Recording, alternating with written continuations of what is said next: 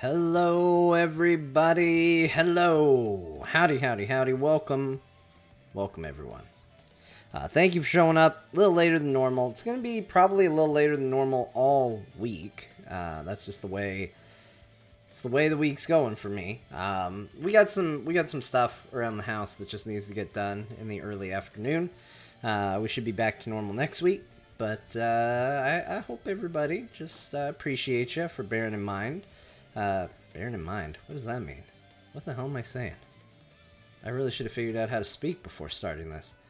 Maddie Light, U.S. Air Force, starting with the primals, very nice, thank you. It is. It's a great way to start the day. It's a great way to start a stream. It's a great way to have the day begin.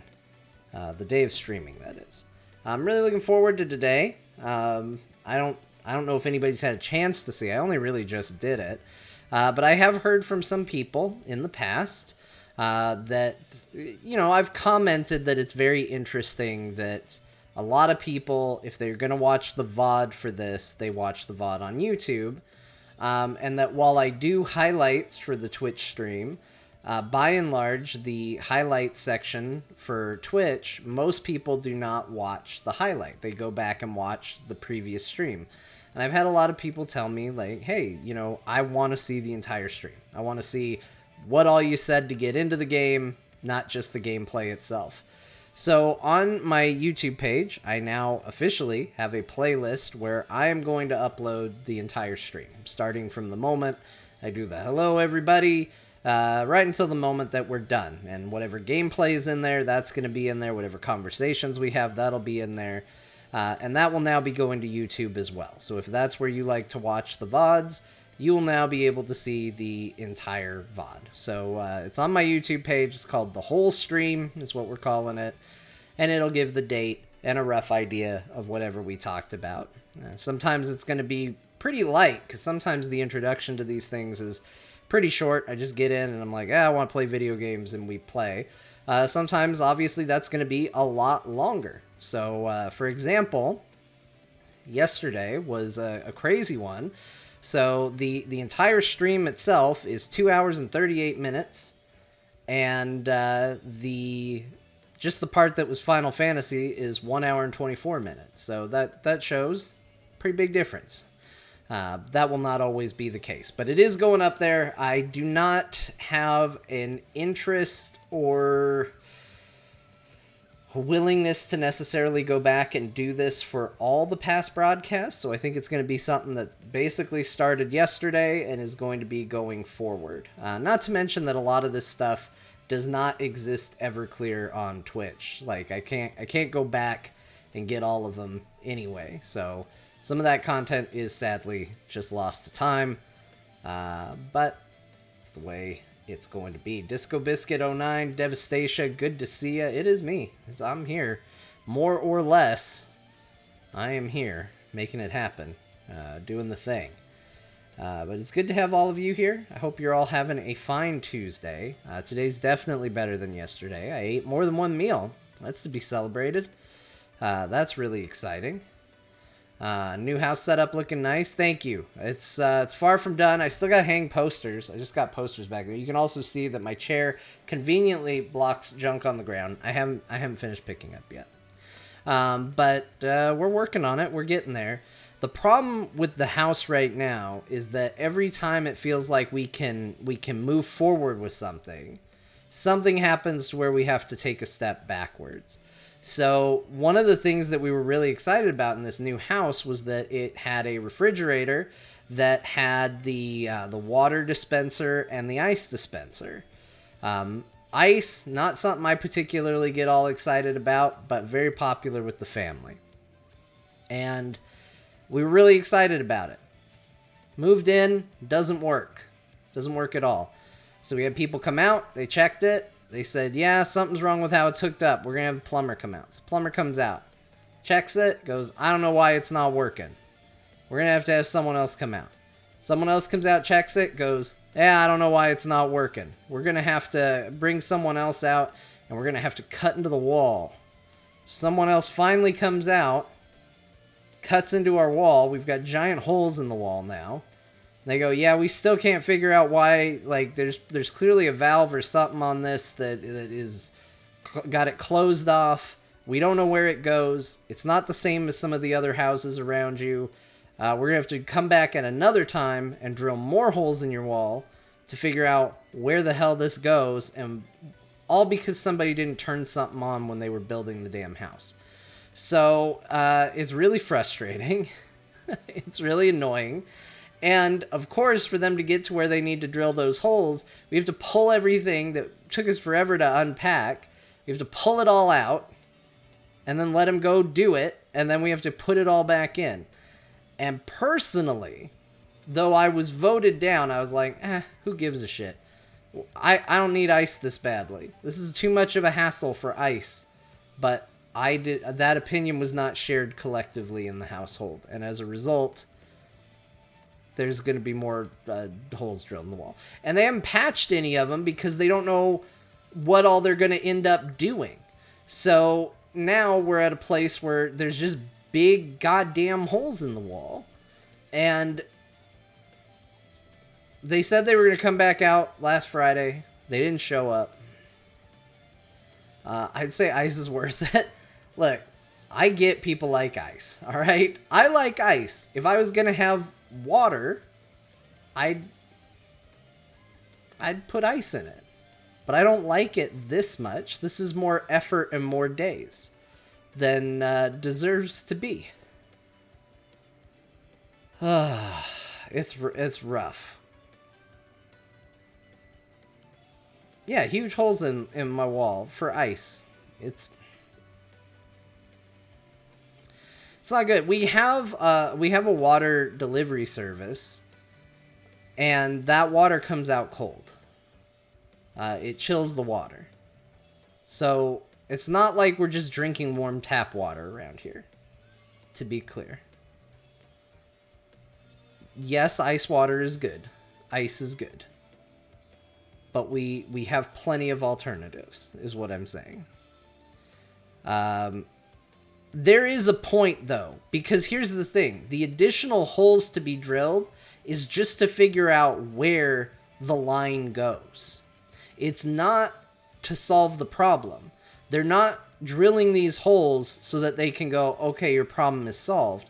They're drilling these holes so they can go, oh, that's where the problem is. The solution may still end up being, now we have to rip the cabinets off of your kitchen wall. So we have to pull everything out of all the cabinets. We have to rip the cabinets down, drill into your wall again, then do whatever we got to do, then put all the cabinets back, repair all the stupid holes, and then you're good to go. And I'm just saying that, yes, you could buy ice trays. That water delivery service is not getting turned off when they fix this. Is this a brand new house? Should be covered under the builder's inspection. It is a brand new house. We're renting, so we don't own it. It is, I believe it is all covered. So it's fine. It's really not a money matter. It's more of a hassle matter. And like the other problem is, just to add a wrinkle to this, it's not a case of like, oh, there's people in my house and I don't want them in my house. That's enough. But, like, we also have the baby. Like, they show up whenever the baby's trying to nap. And then they're cutting in a wall isn't a quiet act. So, it scares the baby. Then I have to deal with a screaming baby for hours. Or I have to take him somewhere. And then somebody else has to watch the house while I take the baby somewhere. It's just, it's a lot of things. It's a lot of little things that turn into a big thing. And it's just a big pain in the ass is what it is. So, anyway, that's home ownership. That, and we also have, the only other weird thing about the house is we also have a circuit breaker that keeps popping. And we're hoping it's just a bad circuit that needs to be replaced. It breaks strangely at night. We've only seen it happen during the day once, and it's usually when most of the things are off.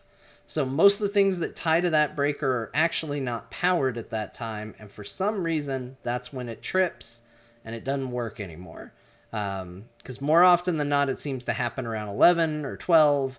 We have had once where it happened kind of in the middle of the day. It's just a very weird thing. So I don't know what's going on with that. And we're going to have to figure that out. That one's not a huge hassle. The only problem is that our circuit breaker, our breaker box is on the outside in the front, and when it trips late at night, you look like a damn burglar or serial killer out with a flashlight in the front of your house, open to all your neighbors, going like, how do I power this back on? So we usually just leave it off for the night and get it in the morning. But it does happen to power that water dispenser I told you all about, which is what we use to get the baby bottles at night. Your breaker box is outside. That's common here. That may be an Arizona thing. I don't know. I'm not never. In like apartments and stuff, it's been inside. But any home I've lived in Arizona has had the breaker box outside. I agree that's not where it should go. For the record. That is not a justification of its position. That's simply saying that is where it's at. It was where it was at in the first home I lived in. Yes, chat, I agree. Inside in your garage is the perfect place for a breaker box. I don't know why I've lived in so many places that have not put them there. I don't know. There are many things I don't know. How to build a home is one, but I do know common sense that tells me that when we had to go check, the first place we looked for the breaker box was in the garage. We checked the garage, we checked the laundry room, then we checked the backyard and the backside yard, and then we finally found it in the front side yard. Feel like it really opens up the potential for mischief? Yes. Yes, it does. In fact, when we were... So the house is a smart home. It's got a lot of good security systems and stuff like that. You know, it relatively speaking helps, you know, feel safe in the house. But we used to have, you know, cameras that we could set up that we would use as like a front door monitoring camera and like a baby camera and stuff like that. We had a lot of things like that. And so now we don't need as much of them.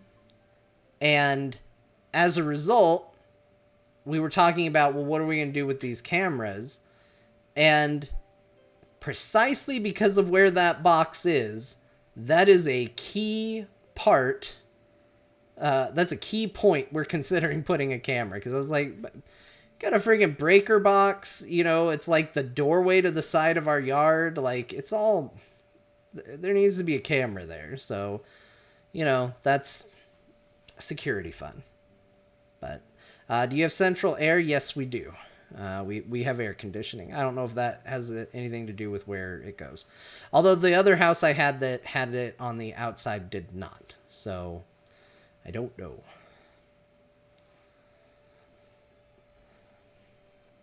I mean, the nice thing is it's a nice neighborhood. There hasn't been any really weird things. With all the homes in the area kind of being smart homes and stuff like that, usually if someone causes a problem in one place, the owners get on the Ring app. Like, here's the thing. It would kind of suck to be a kid in this neighborhood. I don't know. I'm sure my kids like it just fine. But it would kind of suck to be a kid in this neighborhood because, like I said, all the homes are smart homes. And because they're all smart homes, all the owners here have, by default, the Ring app installed. Because they all come with, like, the Ring doorbell and stuff like that built in. Like, every home here has that. So if somebody does something, whoever owns that house immediately gets on that app and does a neighborhood ping and tells everybody in the neighborhood what just happened. So if somebody came by and like messed with something, we all hear about it very quickly. And it puts everybody on immediate high alert. It's really weird. Again, another feature I'm probably glad didn't exist at any places I was when I was a kid, because I definitely got up to some neighborhood mischief from time to time. Speaking of mischief, from time to time. Although we did learn the hard way not to be idiots if you decide you're going to toilet paper a house. I only tried to toilet paper a house one time, and I failed so spectacularly at it that I decided I would never try it again. We decided we were going to go. We were so excited about going and TPing a house. We decided to leave at dusk. Not night, dusk. That period of the day where everything is still very visible because the sun hasn't gone down yet. So we were just a bunch of stupid kids walking around with a big bag of toilet paper through a neighborhood at dusk. And we went scoping for houses. We didn't have anybody picked out that we needed to get. It was just like, it's a buyer's market. We're just going to walk around till we find a house that we want to get, and that'll be the house we get. And we go walking around, and by this time we've moved from dusk into twilight. The time of day, not the books. And it's now actually getting a little dark, though it's by no means nighttime yet. And we get out, we get there, and we go, okay, that's the house. We find our house. That's going to be the one. And we go up to the house. We're looking around. We're scoping it. Yeah, this will be a great house to TP. Yeah, this is going to be awesome. This is a really good idea. And we start getting out the toilet paper. And we break it open. We grab the first roll of toilet paper. We get it. One of my friends grabs it. Goes up. Looks up in the tree. Hurls the toilet paper up. Wasn't even a good throw. Didn't even go over anything. It's just a bad throw. Toilet paper goes up in the air, comes down. And from the front porch of the house, we just hear, "What are you guys doing?"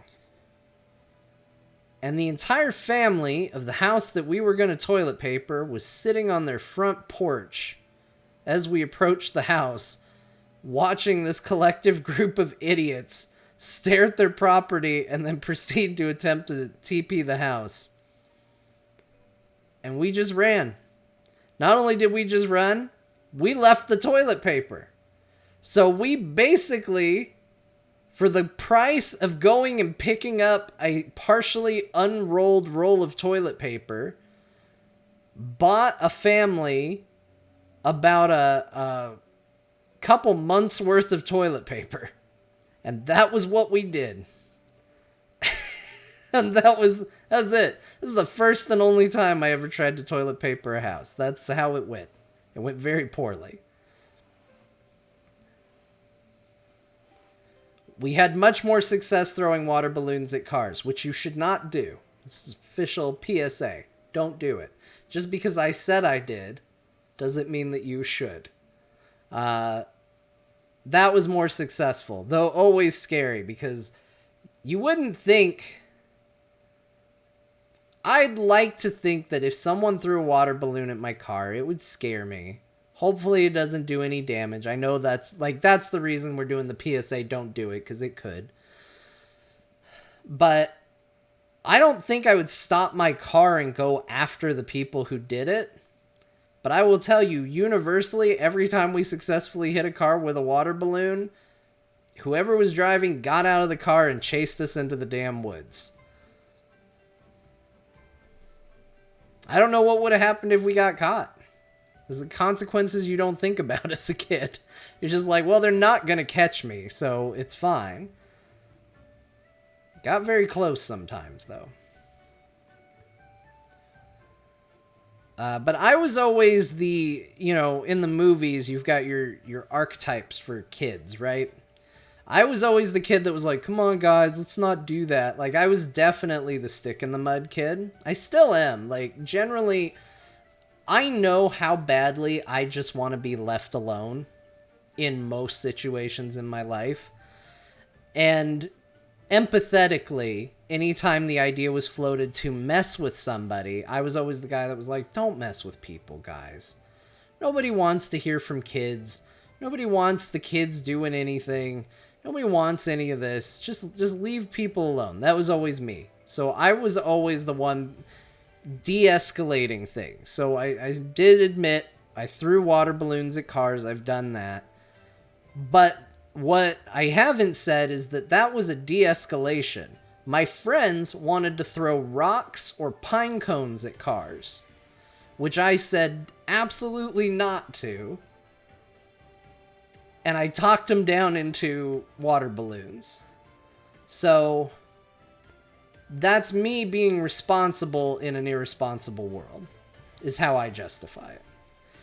Because to be clear, while I do say you should not throw water balloons at cars, you definitely should not throw rocks or pine cones at cars. Don't do it. It's a bad idea for a lot of reasons. I said I don't know what adults would do if they caught us from throwing a water balloon. I got a pretty good idea of what someone would want to do to you if you threw a rock at their car. So my advice is don't do it. For reals, don't do it. Not just like a CYA, don't do it. Like, for reals, don't do it. But that's kids, man. We sucked. It's a fun memory. Boy, we were awful. In general. It's the stuff you laugh about but kind of regret at the same time, but also you do know you had fun, so it's a little mixed across the board. I don't know if other people have that problem or not, but you know, we all do stupid stuff, is I think the lesson here. Anyway, welcome everybody. Welcome to the stream. I'm happy to have you all here. Happy to see you all filtering in. It got very quiet when I started talking about this. Look, the statute of limitations, you all, is well past. Nobody's prosecuting for the toilet paper. Like I said, we mostly did them a favor. We basically gave them like a 24 pack of toilet paper, like 23 and 7/8 pack of toilet paper. They're doing good. They're doing fine. They're not coming after us. But we are here to do something. That is to play a video game. And maybe it's time to do that. I don't know. I didn't have a chance to look. Here's the other thing I use this stream for sometimes.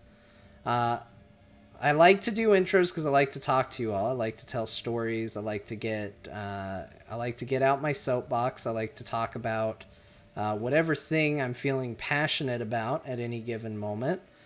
But as much as I like to do that, I also use it partially as core prep.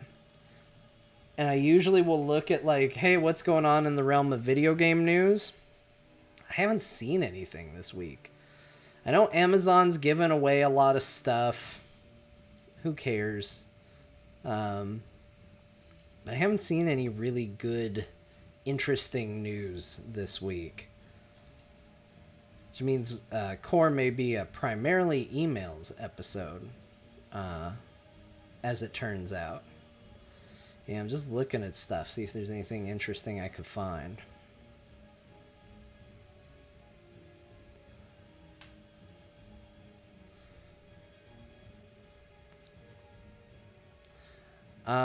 So, big Final Fantasy VII grinding tip you probably don't need. The crash plane you went has strong monsters that the morph materia can turn into source items. What are source items? That sounds good. I actually haven't used morph at all. What's the deal with morph? Is it something you can use right away? Do you have to weaken them first? How does it work?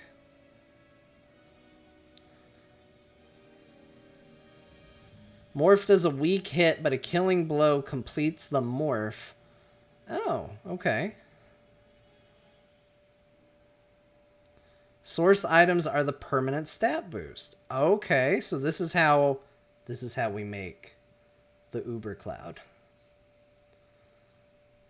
Some of the games on Twitch Prime are definitely worth getting or playing, Jedi Academy, etc. Yeah, I think the issue I have, it's not an issue I have.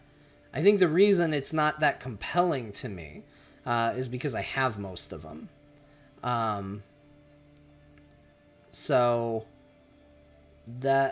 But yes, you're right. Mass Effect Legendary Edition is free. That's a great game to pick up for free. I thought it was on Game Pass, or might even still be on Game Pass. You know, I'm slow to do new installers, which I guess Amazon has their own. But if you don't have a way to play them, if you don't already have them and you want them for free, I think that's a really great way to go. Confirmed, the Yuffie weapon found on the ship does not get weakened by morph. Okay, so interesting. So the idea is that you put it on this weapon of Yuffie's, the attack is still just as strong as it would be. You've got a really good chance of morph actually working. So she might be a good character to do some farming with. Core thoughts. I just got into the Marvel Snap beta. Stuff in there to talk about.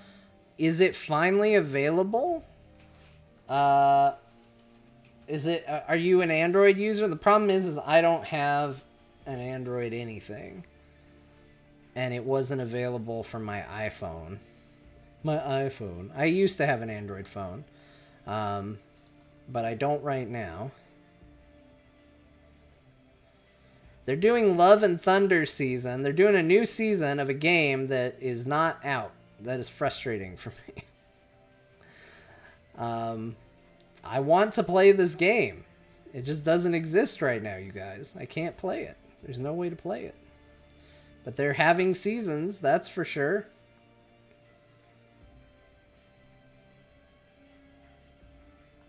But I'm ready. I want to play it. I think it actually looks really good.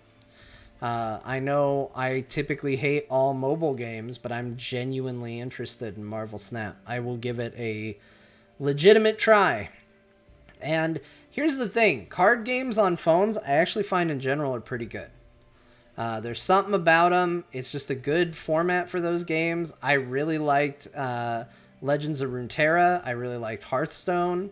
I suspect I will like Marvel Snap. I think card games go really well on phones.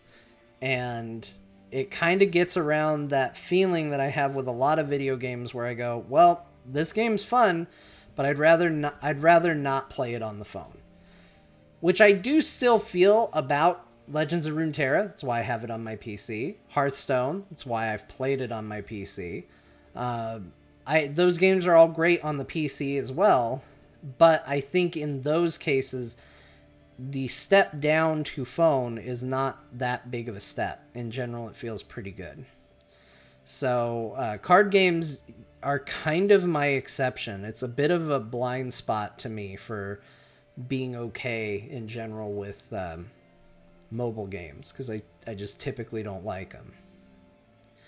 But yeah, I would love to play that game. They just need to get into a place where it's released. I mean, I guess the game is out in some territories. I don't know if it's like the slow roll is because it's just taking a long time to get approved by the App Store or what the deal is, but I guess there are places where the game is just out. It's not a beta sign up. You can just go play it. It's just not here in the United States is not one of them. So I don't know what's going on with that game. I really want to play it, but it is not out yet. And I can't do a beta test for it because I don't have an Android phone. But yeah, I love the idea of Marvel Snap, and I think the card art is amazing. Speaking of which, and we'll talk about this on Core, but I've been playing that game that Bo got introduced to, and then Scott played, and now this week is going to be my week to talk about it. Gordian Quest, that game is awesome. That game is really, really good. And you want to talk about a game with good art. Usually games like Slay the Spire do not have good graphics and good art, but this one does. I really like it a lot. So we'll talk more about that on Core, but that's a recommendation. That's an easy recommendation. That game is cool. It's like Dungeons and Dragons meets Slay the Spire. If that sounds good to you, you'll like it. If that sounds terrible to you, you probably won't like it, because it is those two things. But I'm having a hell of a time with it. All right. When you were talking about X-Men Fleer Ultra cards, it got me real nostalgic. I think I'm only a year older than you. That could be. All those like Topps trading cards or the Fleer Ultra cards, whether it was the X-Men or the Marvel, like those things were so cool. I collected, I think I had 2 complete sets of the Marvel ones. I can't remember. I think it's like 91 and 92. I had complete sets of those. And then I think I had a complete set of an X-Men set, the Fleer Ultra ones. And then I think I had almost the complete set of the follow-up to that one.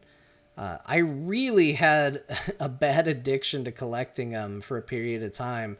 I wasn't the strongest reader when I was growing up. For a while. Once I hit about 3rd grade, I skyrocketed. I went from somebody who could barely read to somebody who read exceptionally well. But in the early, when I was really, really little, I was really into comic books, but I couldn't read comic books. But I loved superheroes. I loved the X-Men, I loved Spider-Man, and all those characters just I thought were great and amazing. But I couldn't read any of their stories, and I had a babysitter, and their kids collected comics, and I couldn't really get into comic book collecting because I couldn't really read them. But I could collect the trading cards because it was like, oh, these are just cards. I just look at them. So that was kind of my gateway. I went trading cards, and then I went into collecting comic books for a bit of time. And yeah, it's been a weird obsession of mine since I was very little. I had a window of time where I was super into comic books and superheroes and stuff like that. Then there was a chunk where that was just completely gone and none of it. And then I got back into it again when I got older. Oddly enough, not long before the rise of Marvel movies and stuff like that. Like, I think I was just getting back into superheroes and comic books and all of that. And I think within probably a year or two of that, they announced the first, Tobey Maguire Spider-Man movie. So it was kind of weird. I remember one year's set had cool stats and info. The next year's was all art. I was pissed I wasn't learning about obscure X-Men powers anymore. Yeah, I liked the whole power rankings because, again, I wasn't a strong reader, so I couldn't read the bios very well. But it wasn't hard to go, okay, I flip over Spider-Man's card and here's his power rating. And I can look at the Hulk's power rating and, okay, how do they compare? Who's stronger? Like, I just got really obsessed with the statistics of these fake characters. And, it's at a very innocent age. Like, and this is what I long for, because it was at an age where you just were like, well, the card told me. Like, it settled so many arguments. If you were like, man, Spider-Man could knock out the Hulk, and someone was like, no, Spider-Man's weaker than the Hulk. And you're like, he's got the proportionate strength of a spider. He could beat up the Hulk. You just flipped over the cards and was like, look, the Hulk's is higher than Spider-Man's. End of the argument. And nobody questioned it. There was no like, well, I think that is probably too low. Now we're at a place where we all think we know more than we do. And nobody would take a trading card at its word. Everyone would look at that card and go, well, they're wrong. Because in issue whatever, he did this. And, that shows. It was just a really settled all things. Hey, who's faster, the Human Torch or Quicksilver? Okay, let's look at it. Let's look at the card. The card will tell us. We don't have the internet. It hasn't been invented yet. Just look at the card. After Age of Apocalypse, all other storylines were just lamey McLamer face. I don't know if I've ever read the actual Age of Apocalypse storyline.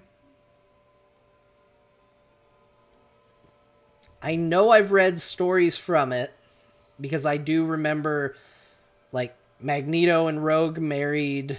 I remember Wolverine with the one hand. That always really like, I was like, why has he only got one hand? Why didn't it grow back? Which is part of the reason why I'm sure I didn't read it, because I'm sure that was explained somewhere.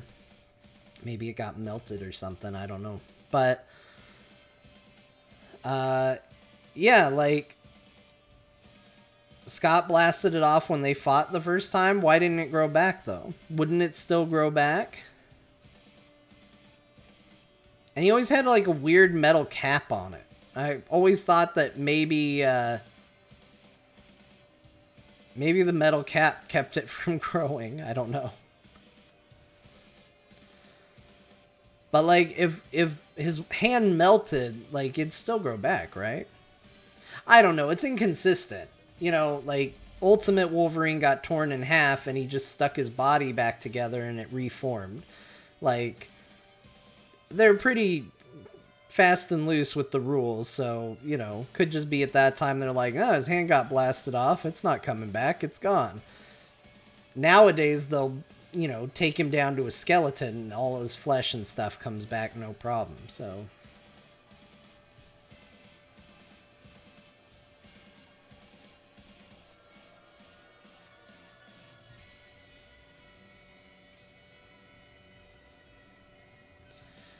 that stuff is always weird. I remember in the X-Men cartoon when they did the Days of Future Past storyline. I remember there's the scene near the end when you find out that Wolverine basically got disintegrated by Nimrod as like a little Easter egg. And that made me like, I was just like, what does this mean? Is he dead? Is he going to regrow in the tube? Because like in the cartoon itself, they don't really pay much attention to it. But you see Wolverine get in a fight with Nimrod and you don't know what happens. And then at the very end, you got Forge in a lab, and there's just this little tank of water, like a little Star Wars Bacta tank. And you just got Wolverine's skeleton in there, just a silver skeleton. And I remember thinking that was the coolest thing in the world. But also wondering, like, is he going to come back from that? Or is Forge just like, well, I better hang on to this cool skeleton I found? Oh yeah, Wolvie's healing factor works a lot like Superman in the 80s movies. We need it to do this this issue. Okay, tendrils will grow from his neck and reach out 10 feet and pull his head back to his body so he can come back to life. That's true. That's comic books for you. Did anybody else... So everybody... the big criticism of that first Superman movie, right? Is that at the end, Superman flies around the world so fast it makes the Earth spin backwards, and it turns back time, and he ends up saving Lois. Did anybody have it explained to them that that's not what he actually does? This blew my mind, because for the longest time, that's what I thought he did. I thought, like, yeah, Lois died, he flies around the world, it makes the world spin in reverse, and then he can save Lois Lane. But somebody said, no, that's not what he does. He flies around the world so fast, he goes back in time and saves Lois. And that the globe spinning in reverse is just a visual representation of time going backwards. It's not that if the world spins the other way, time will go in reverse. It's just visual language to communicate what he's doing. It still doesn't make sense, to be clear. But that makes a lot better sense than the Earth spun backwards and now everything's okay. Is that not what he did? I just got here. Hey, Kyle. Doesn't he push the ground? It's been a long time. The only thing I really remember, the two dumb Superman powers I remember is flying around the world really fast and throwing his emblem at people. and having it look like a roll pop. What is it? Like, what were those? Roll-ups? What was the candy that was just a sheet?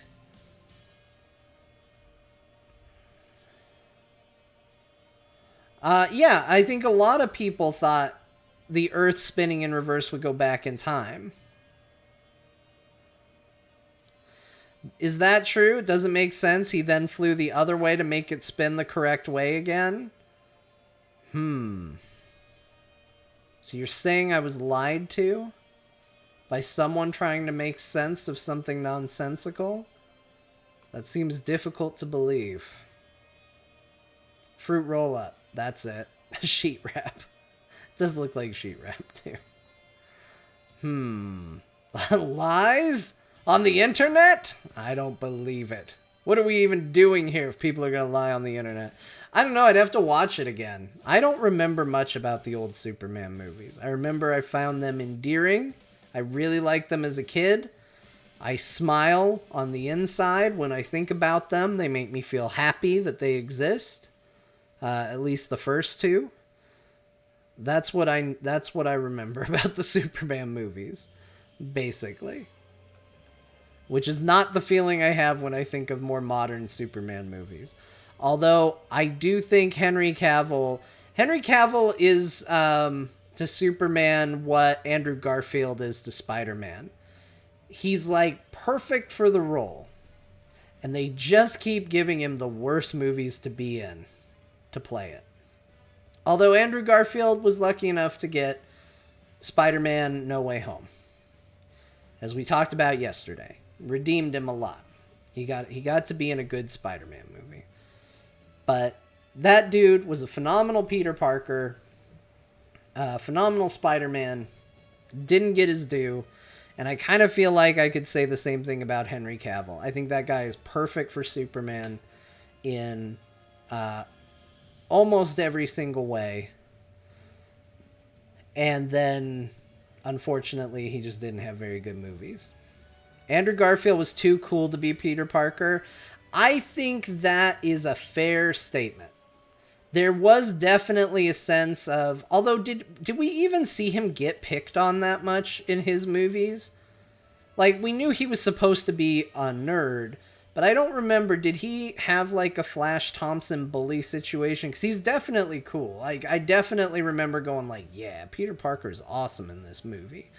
And I don't think you're supposed to think that. Like, Tobey Maguire definitely nailed the, like, lovable loser.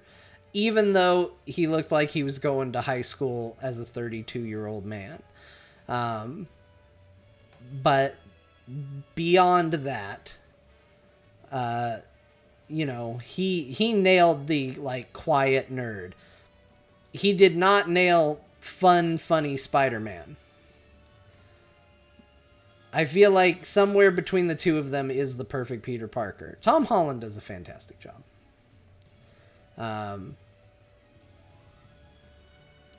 Flash bullied him in the first. He was a loner. Okay.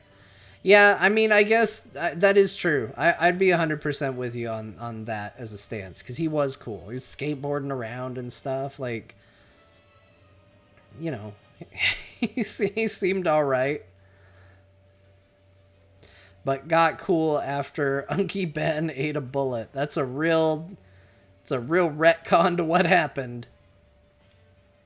Just as described. Unky Ben. Nom nom nom. Okay, yeah. I would love to see a good Superman movie. Like, I kind of feel like it's a kind of entertainment that we should all be looking for right now. Like, I feel like if a positive, like, in the spirit and theme of, like, the Christopher Reeve Superman, if one of those Superman movies had come out, especially, like, during the peak of, like, COVID and stuff like that, if that had happened, I feel like everybody would have loved it, because I feel like everybody needed it right at that particular moment. I think we still do. But Superman Red Sun, the animated film, is really good. They do pretty good with their animated films. Although I have not liked a lot of the more recent ones. I feel like they've really dipped in quality lately, but I think a lot of the older ones are very, very solid. I'm an Amazing Spider-Man apologist. I think that's okay. I think that first movie's pretty good. I think the suit is atrocious. And whoever designed that was like, yeah, this is what we think Spider-Man should look like, should be forever ashamed of themselves. It is the worst looking Spider-Man has ever been. Ever. I'll take his stupid metal suit. I'll take the Fantastic Four outfit with a bag over his head over what was in that movie. It was bad. But, and also I thought the Lizard sucked as a villain. But that first movie was really good. We're repeating yesterday's content, so I'm sorry to anybody that was here yesterday. But I liked it. I do not think the second one is good. I think the drama with Gwen is very, very solid. I think most of the villains are bad. What's his name? The kid who played Green Goblin, I thought he did a very good job. But overall, I just think the second one is not good. Although the suit, they fixed it. It's very good. So they kind of threw everything else away. They learned, clearly.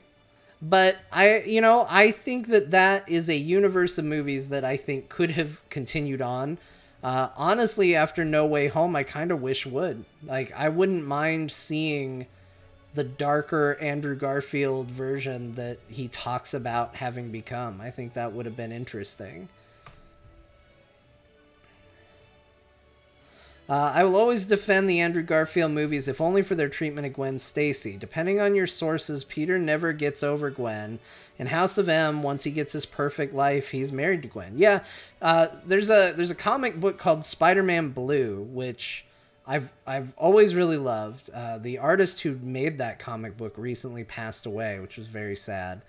But and it actually trended on Twitter recently because of his death.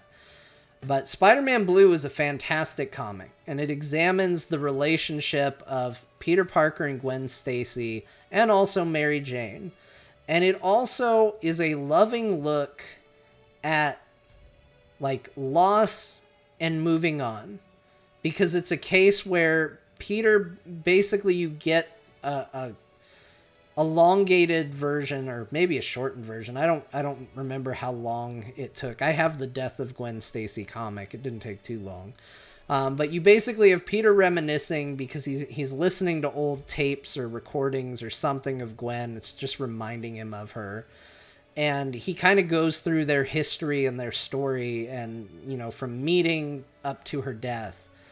And remembering it and remembering what it meant to him. And at the end, Mary Jane walks in and finds out that that's what he's doing. And in the comic books at this time, he and Mary Jane are married. And I remember when I first read it, when I was a lot younger, I was like, oh no, he's going to be in trouble because he's thinking about another woman. But this story doesn't go that route. It offers a very mature look at, like, understanding the relationships that other people had and who it turned them into, and that it was his relationship with Gwen Stacy that allowed him and Mary Jane to be in the right place to have the relationship that they do now. And so she doesn't get mad, she doesn't get jealous or anything. She basically leaves him to grieve, and basically just says, tell Gwen I said hi, and, like, lets him be up there. And I remember that's just a really emotional, touching story. It's very, very good. And I do think Gwen Stacy, unfortunately, in the movies, not in the comic books, in the movies, Gwen Stacy gets overlooked a lot because everybody is like, well, people know Mary Jane, and she's the character everyone knows and associates with Peter Parker, and that's true. But in the old days, it was Gwen, and she was a very defining moment for Peter in that story. And I do respect the Andrew Garfield movies a lot for starting with that relationship. Because even Sam Raimi, when he introduced Gwen in 3, like, you can't introduce her after the fact. Like, she's going to feel like a homewrecker of some kind. Like, you can't do that. It was supposed to be that story of first love and innocence and all of that. Like, that's what it was supposed to be. So you just can't really go back to it.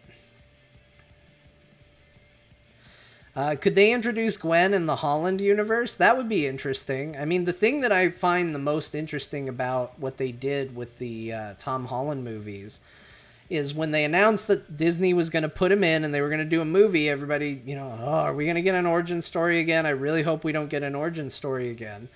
And then, like, oh, good, he got introduced in Civil War and he's already Spider-Man. Yeah, we're not getting an origin story. We're not getting an origin story. And what we got instead was basically a 3-movie long origin story for Spider-Man. They didn't do it once. They did it over the course of 3 movies.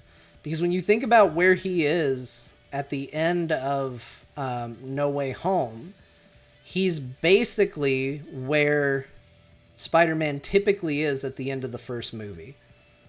He's put his responsibility before his personal life. He's suffered great loss. He's learned the lesson of, with great power, there must come great responsibility. He gets a new suit. Like, everything about those 3 movies sets him up to be this, like, brand new, fresh start character. And I think that's really cool. I do think it's hard with movies. Movies are expensive. Tom Holland has become a very successful actor and very profitable personality in Hollywood. You can't just continue that character easily. I mean, even when you think about it, like, as iconic as Robert Downey Jr. was in the Iron Man movies and in the MCU, there's 3 Iron Man movies. That's it. And yeah, he appears in a lot of other things, but those are the movies that are dedicated to him. And so while there's a part of me, the comic book fan part of me, that goes, man, what a cool, interesting way to leave that character.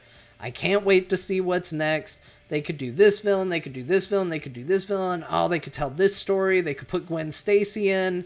They could do this. Look at all the things they could do. And then, instead, the reality is, movies are expensive, they take a long time. We might get another movie. We might not. Who knows how it'll go. Half my ideas probably wouldn't happen. And so, in that regard, there is a part of me that's like, yeah, maybe they shouldn't do any more Tom Holland Spider-Mans. Even though I think that character's in a very interesting place. I just don't know if you do another trilogy. I don't know. But I do think you are going to leave a lot of people very curious about him. Like, is he and MJ ever going to get together? Is she ever going to remember? I think a lot of people are like, what's that new suit like? What's this world going to be like? There's certainly people that had a lot of questions about the magic, although I think the magic is pretty obvious how it works. But there's a lot to answer. So I don't know.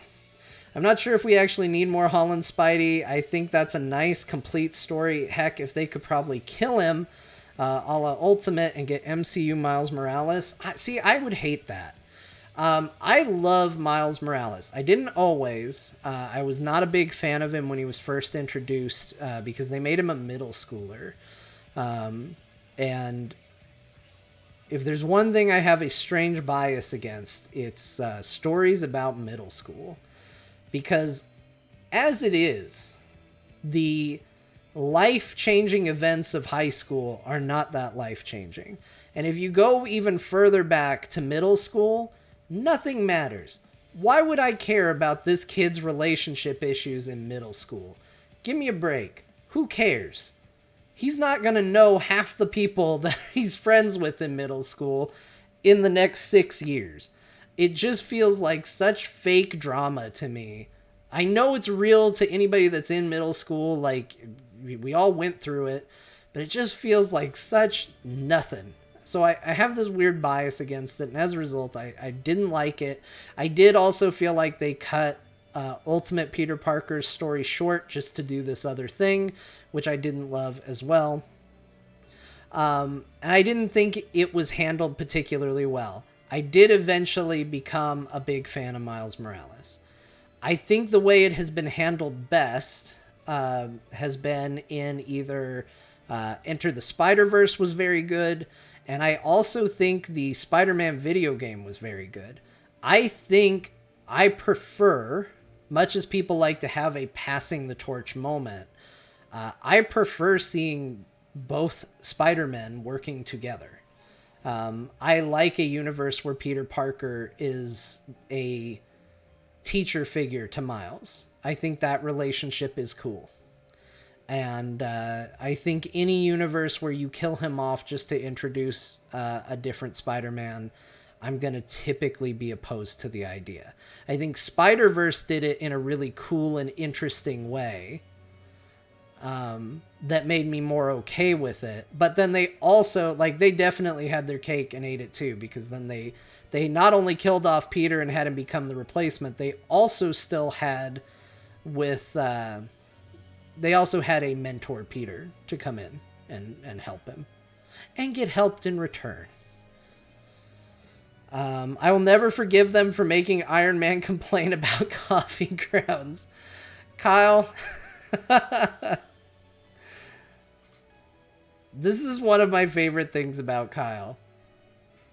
Sometimes there are things in movies that bug the crap out of me that I know shouldn't. And if there's one person I can talk to about this, it's Kyle. Because I have never met someone that you're like, hey, why don't you like that? And the reason is so obscure and weird. You're just like, all right, man. I get you. I couldn't even remember which movie he complained about coffee grounds. Is it Civil? I think it's Civil War, right? Is where he gets mad about it. That's such a funny thing to be mad about. It's also the reason why I would be so intimidated. I know I've done it, but it's the reason why I'd be so scared to DM for Kyle. I'd be like, I think I'm telling a pretty good story, but then what if there's a moment where my cool character complains about coffee grounds in the sink and he thinks my campaign's bad forever now?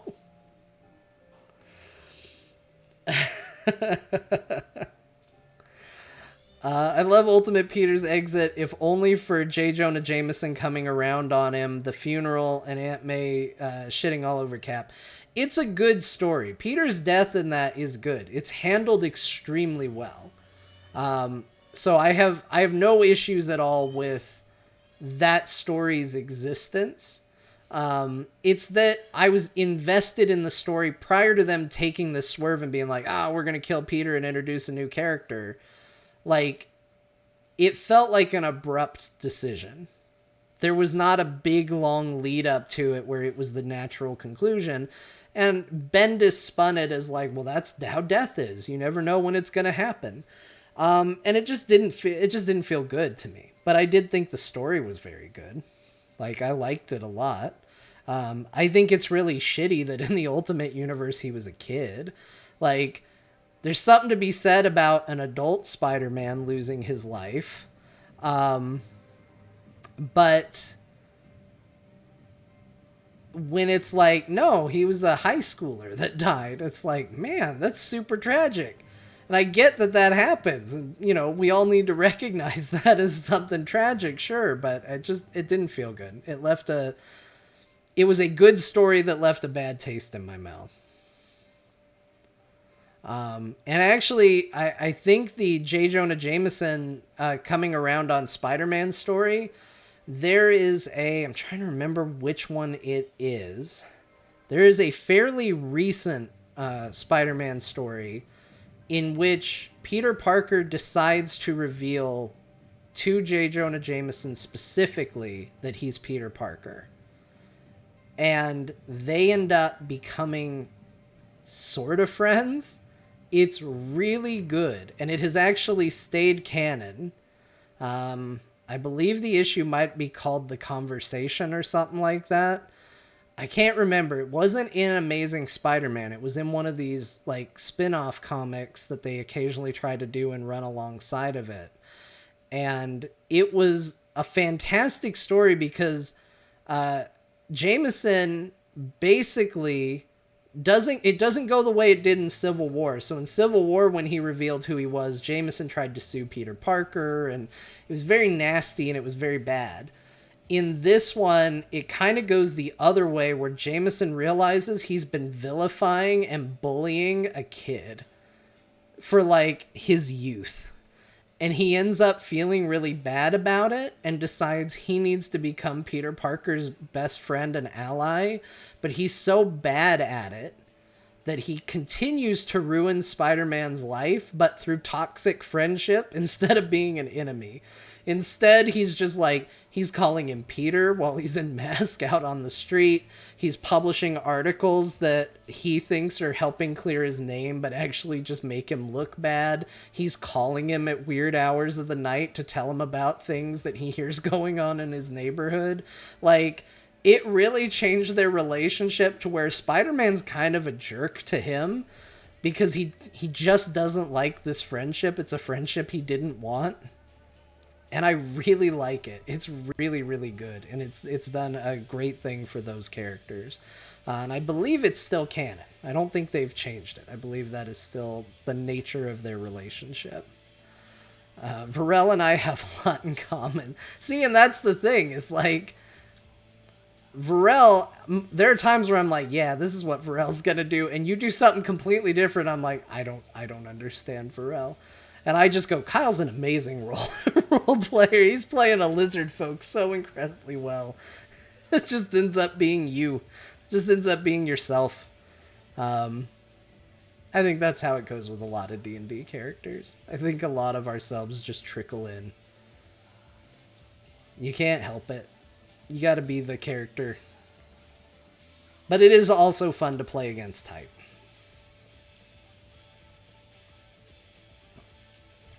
All right. Well, that's 2 days in a row. We went deep on superheroes. That was fun. Thank you, everybody. I do think we should probably... And now, here's the other thing. Now I feel justified releasing this whole stream version of the stream on YouTube because look at all this extra content we threw on there. But now I do think we need to play a little bit of the game because I can hear my family getting home. It's not going to be long before I'm going to have responsibilities, possibly literally knocking at my door. So we got to get a little game time in before then. So before we do that, let's make sure everything's ready for when we're done here. And I'll just say a quick thank you to everybody for being here, for the follows. I actually see a couple of you have followed. I didn't get the notification like I usually do, so big thank you to Vicarious Ether and Narv for following. And yeah, thanks everybody for being here and hanging out. Let's play a little more Final Fantasy as we continue to press forward in this game. I just found out, so I looked it up because I wanted to look up. I didn't want to look too far ahead, but I had a question that I felt I needed an answer to. And I found out we're only at the end of disc 2 of 3. People weren't kidding when they said there's still a decent chunk of this game to go. I don't know when we're going to be done. I feel very powerful. I feel like we could be done anytime, but I don't know when that's going to happen. So we will press on. Here we go.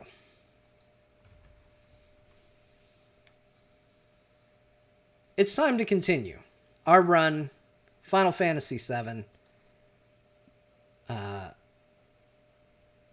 We're about to begin.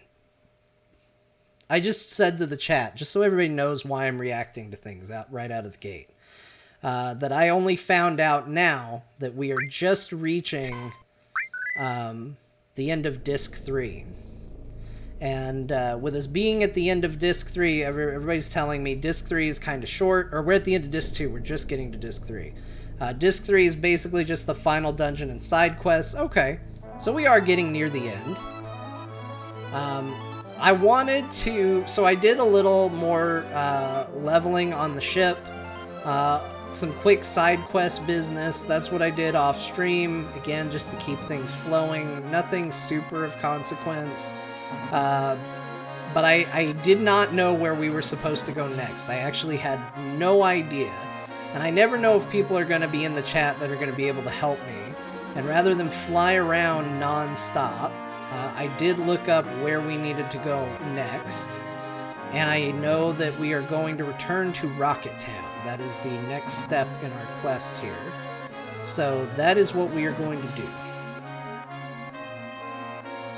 And we should be all set up materia-wise. I took care of that. I did some moving things around.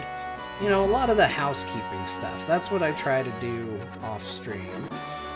I don't remember where Rocket Town is. That's another problem. A separate problem. Okay, that's the... It's always twilight hours over here.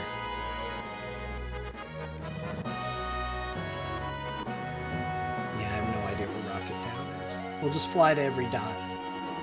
For all the prep work I did, finding out where things were is not part of that prep. Okay, it's got to be over on this continent. Because I feel like this is where everything was going down.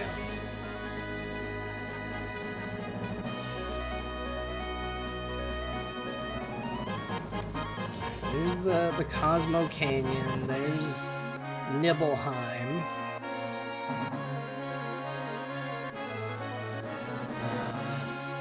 Because I think we're trying to get the last of the 4 huge materia, right? And I think this is where the last one is. I'm pretty sure that's where we're at. I'm pretty sure that's what's going on. I think we're trying to get 4 of 4 for materia.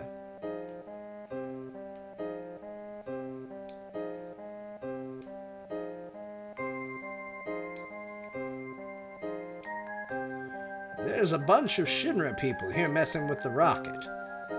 Is my rocket alright? I'm assuming that was Sid.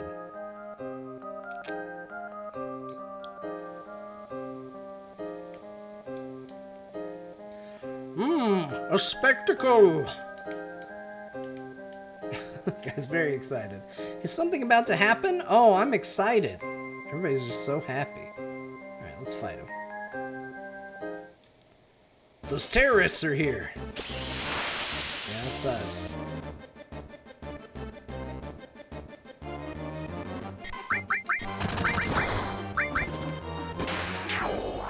Got him.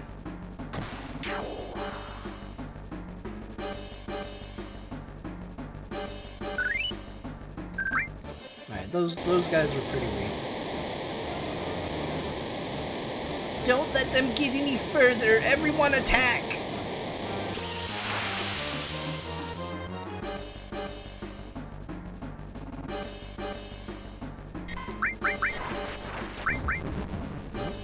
What are they trying to do? Alright,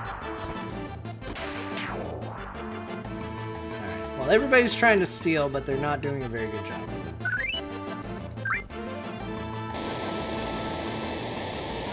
Hello.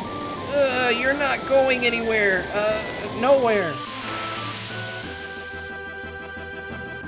Wait a minute. That guy in the cool suit is actually this weird, like, bondage guy? That's what he looks like in combat? That's very weird to me. Oh, sweet, we stole an 8-inch cannon! It's the best day.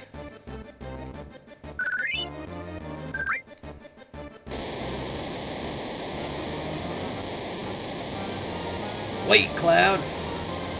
If you're gonna kick those beans Shinra out of my rocket, then take me with you. I use beans pretty frequently as a replacement for whatever curse word they're saying.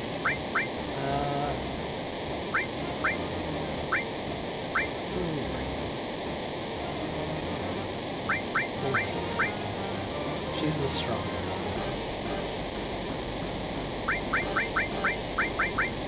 And I think just out of kindness, we'll go ahead and... Man.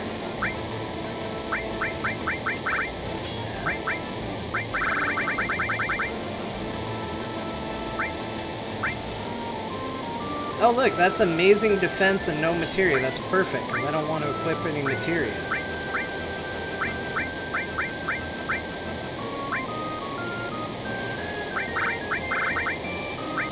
In fact, we'll just do that. Oh, like Sid? Yeah, we got a Sid in here.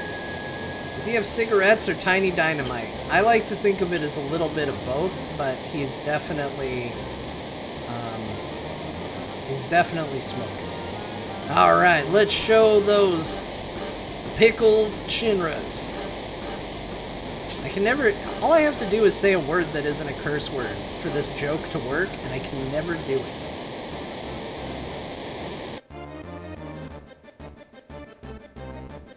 Alright, climb up. You again. I just fought you. We will eliminate everyone who gets in Shinra's way.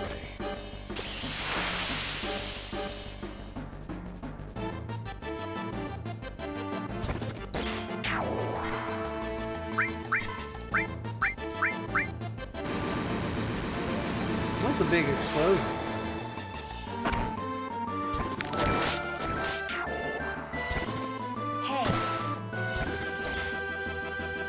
Okay, we stole from him successfully. Good job. Good job, everybody. Oh, he's already dead. Greg for Walkman, thank you so much for the sub. I appreciate it a lot. Oh, hey, Kyle Ferguson. I'm gonna read it anyway, even though it's not for me. And it was clearly labeled as not for me. But just like when mail is left out on the counter, I don't care if it's for me or not, I'm gonna read it. Oh, hey, Kyle Ferguson. My wife teasing me when she hears John call you out. After I told her I saw you in the fam out by the new season, she's been ribbing me about it. Alright, I didn't read that. That wasn't for me. Lucky you're on PC. The OG magic defense stat was bugged and did nothing. Oh. I remember using Cloud Tifa and Sid a lot. I think they were my main three. Why are you here? Root of the Turks should have been here. Too bad. Those guys are over there. Oh man, the Turks being done in like that? But I won't let you through. Dude, if the Turks didn't stop me, what are you gonna do? Yeah, nothing. What was that? That was a joke.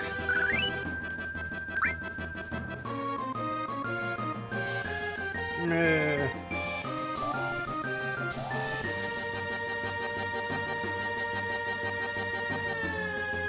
Hey, what the hell are you guys doing?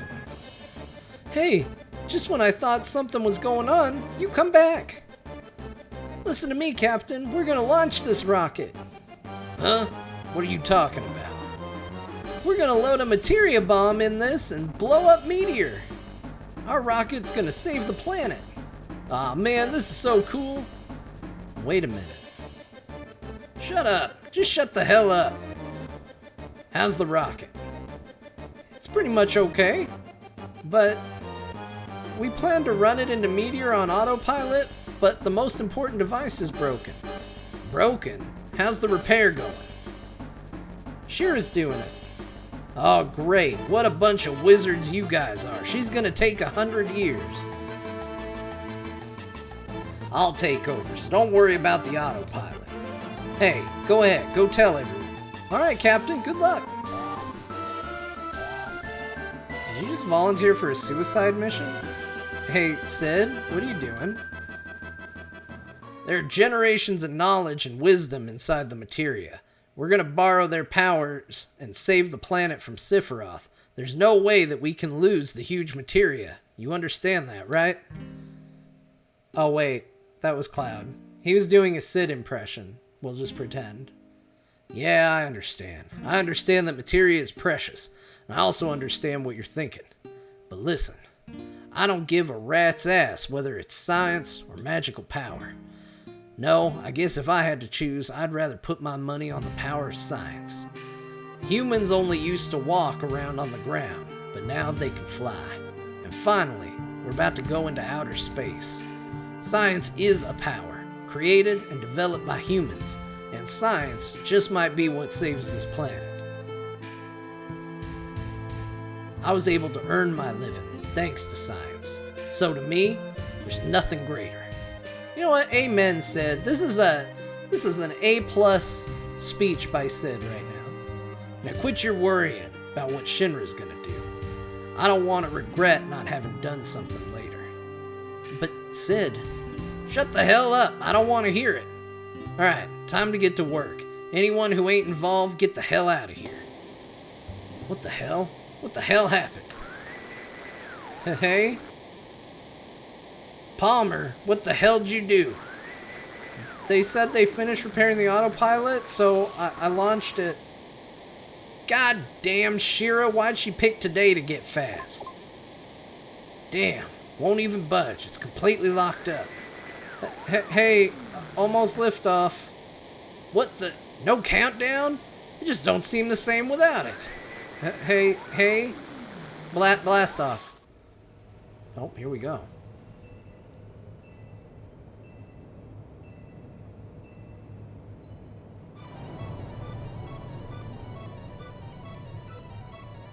Well, I'll be. We're gonna go to space.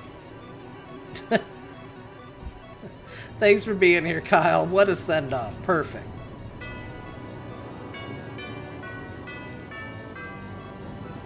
We're gonna be departing a little sideways. Don't know if that matters to any of you, but it's gonna be the reality.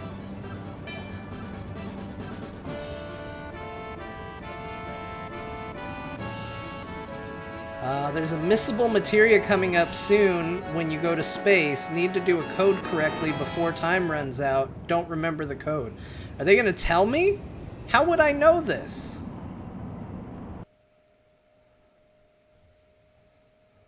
I finally made it. Outer space. If someone can get me the code. I'm not using a PlayStation controller, so if you can tell me it in terms of okay, cancel, switch, or menu would be ideal, but however you want to tell me the code, you can let me know. Let's see. How's the course set? Yep, it's headed for a collision with Meteor. Can't we do something? If it goes on, we're...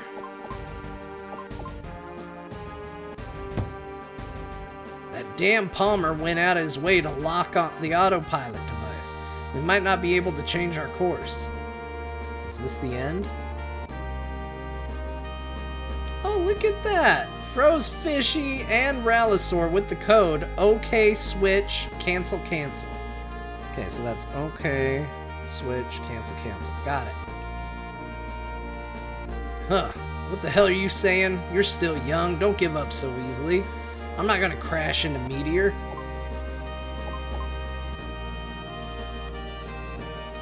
Just watch. And I keep an escape pod on the rocket just for emergencies like this.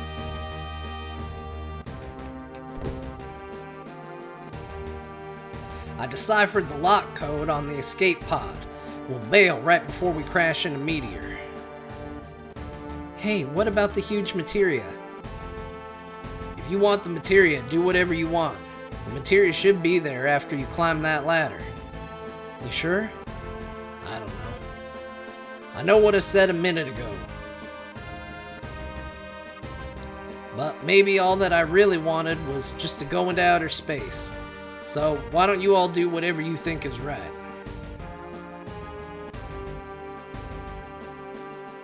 Hey, Cloud. You're gonna get the materia. It's this way. Oh, I didn't know that was a door, to be honest. But thank you, Sid. I finally found the huge materia.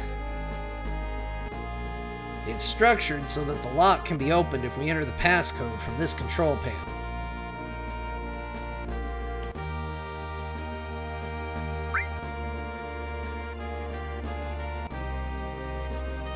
Hey Cloud, you know how to use it, right? Every time it says enter passcode, press OK, cancel, menu, or switch. If you push in the right code, it'll unlock and you can get the huge materia. So, what order am I supposed to enter the passcode in? Good question, Cloud. I don't know, just try and punch in the code randomly.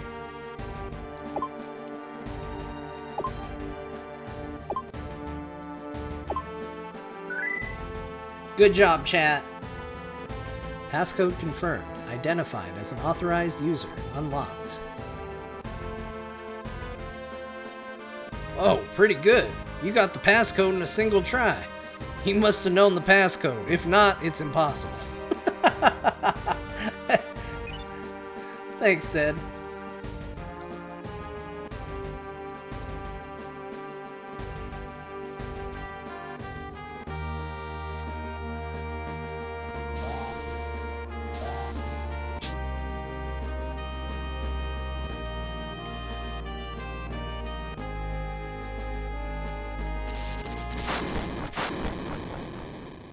Oh no, we blew up. Ugh. Damn, my leg's stuck in the debris. Sid. Cloud, you're telling me you swing that giant-ass sword around like it's nothing all the time and you can't lift this debris? I can't. It's so heavy, I can't lift it. Don't worry about me. Hurry up and go. If you don't hurry, the rocket's gonna crash into meteor. I can't go without my friends.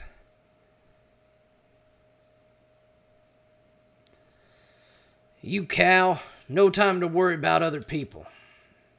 I'm gonna do whatever I can. I'm telling you, the three of them should be able to lift this. Between Cloud and his giant sword, Tifa punching everybody, and Sid just generally being a tough guy too, they should be able to get this. You're stupid. You're really spinach stupid. Tank number 8 blew up, so tank number 8 really was malfunctioning. Shira, you were right. But this is the end for me. Don't say that, Sid. Huh? Shira? I tagged along. I'm coming to help you. You stupid otter. Sorry. The escape pod is this way. Please hurry.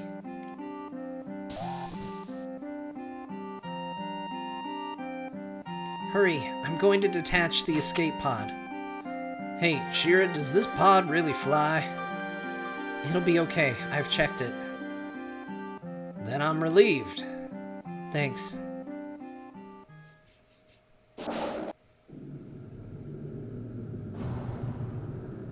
Yay, escape pod! Oh, it really is a pod, too. That's exciting. I love when an escape pod is actually a pod.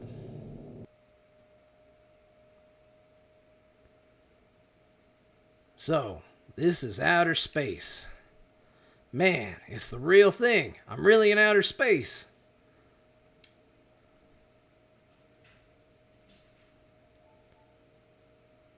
So long, Shinra number 26. Down we go. Cloud and Tifa are taking this pretty well.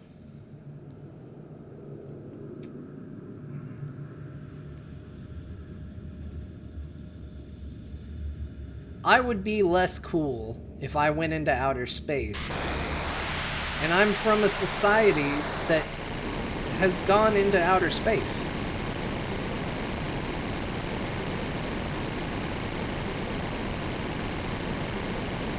Oh jeez, you blinded the poor guy.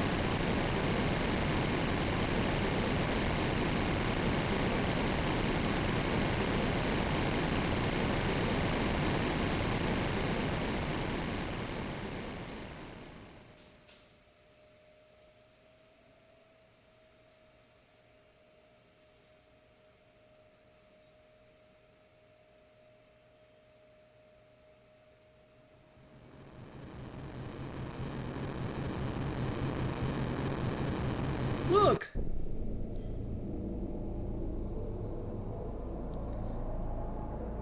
Guys, I feel like we only made the meteor angry.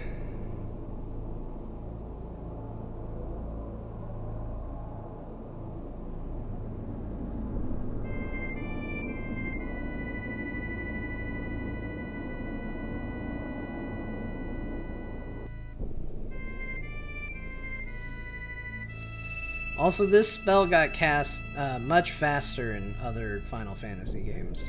Didn't take nearly this long.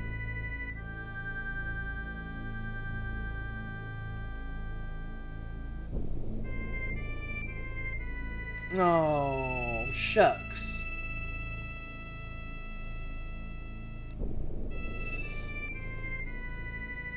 Rufus and the others' plan was a failure. What a bust, but I kinda hoped it'd work. We've been bothering them as much as we can, but there ain't no other way. Wonder if we've been wrong this whole time. Makes you worry, doesn't it? Don't worry, think. Hey, the girl's right. You start worrying, and there's no stopping it. Things just start falling apart and get worse and worse. You're pretty damn optimistic. You up to something?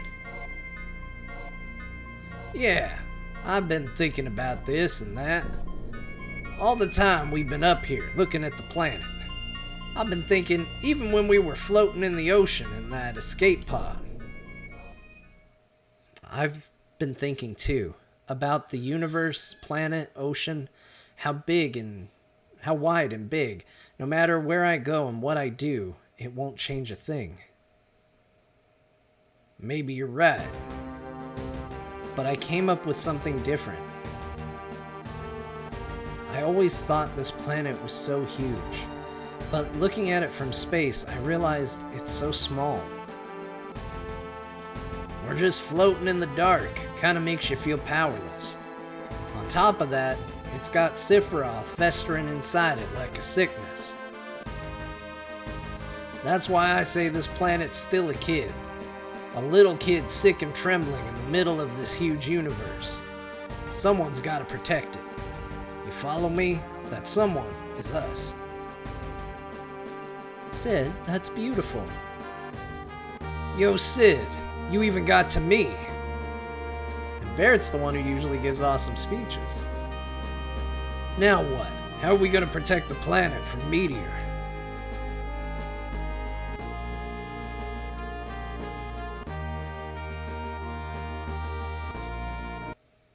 I'm still thinking about that.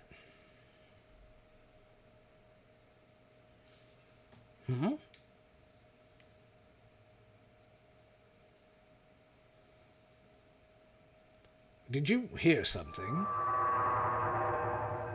Maybe it's the planet's scream, or is it Meteor? Hey, how do we know what this is? Or how do we know that this is really the planet's scream? Did you forget? Bugenhagen told us.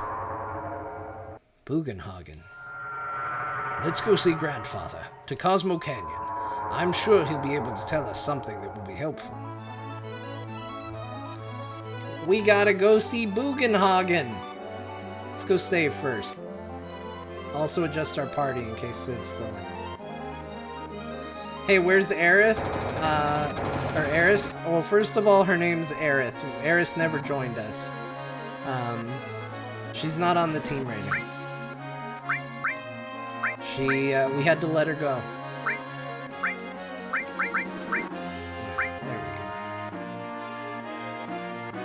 She wasn't really carrying her weight on the team. We asked her to leave, and when she said no, we had Sephiroth escort her out.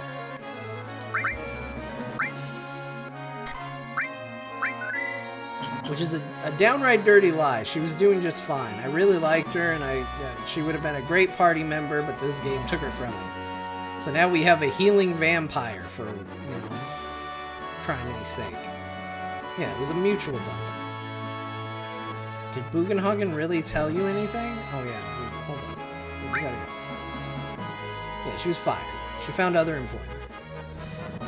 Just to go back a little bit, even though he got his answer, Roast Muffin asked, these textures are amazing, what version of this? This is the Steam version of the game, but with mods. If you play the Steam version of the game, it will not look like this. It is mostly on the back and hard work of modders that we have a version that looks this good. And it does. It looks very, very good.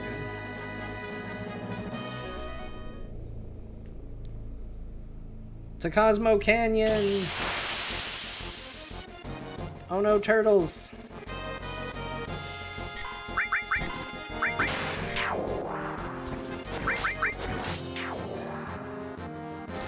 Oh good, we stole a potion.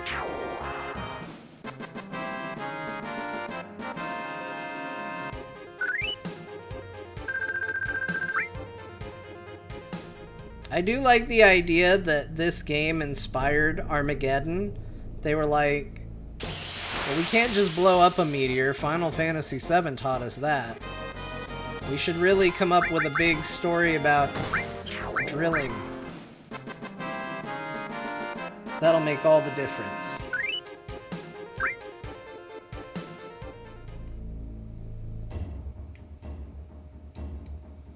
Oh, it's you. This is terrible. The color of that unlucky star. The children are all so scared that they won't even go outside. I'd rather not see it either. Alright, well, we haven't been back to this town, so I feel like we should do a cursory glance to see if there's anything new about town.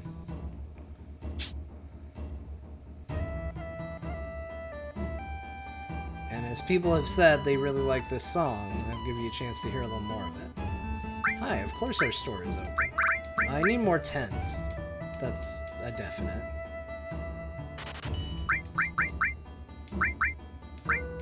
Actually, I need a few more of these things, too.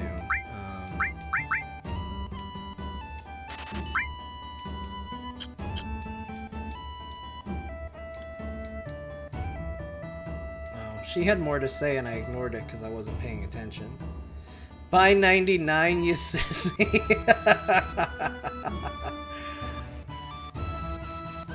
Look, I've got to save my money. I can't sell all materia whenever I feel like it. Live with the planet, die with the planet. Maybe this is the way it should be. Who knows? I'm full of booze. It's when I think about the children. I wonder if we can just save our own children.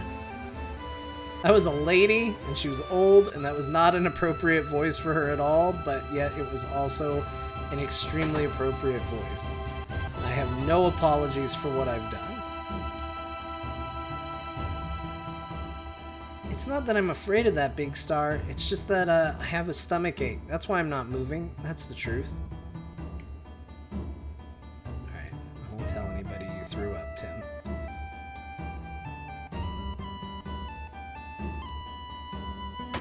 Have the weapons been released yet? Yes. Oh. See, guys? Sometimes it pays to be the kind of person that runs around pressing the OK button all the time. And yet, I haven't found a single one of those until just now. Yeah, we fought Emerald Weapon yesterday, and it destroyed us. I didn't know when you're supposed to fight them. So, I just thought, well, this is swimming around, let's fight it, and it didn't go well. We may have a couple more milestones we have to achieve in this game before we're ready for that.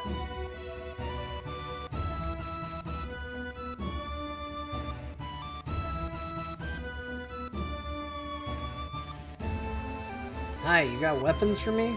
You still want more weapons? You sure are weird. I mean, it's weird. If there weren't people like you, I'd be out of business. Yeah, alright. None of those are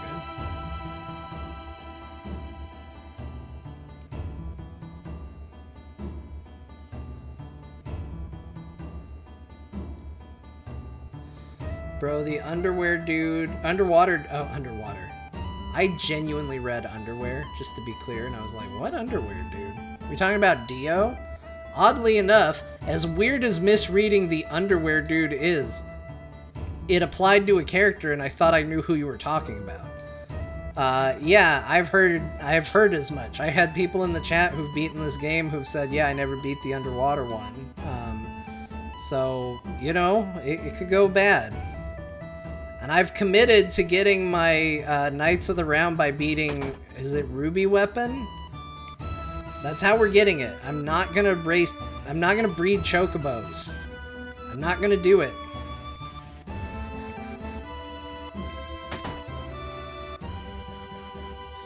Wait, your ruby weapon can disappear?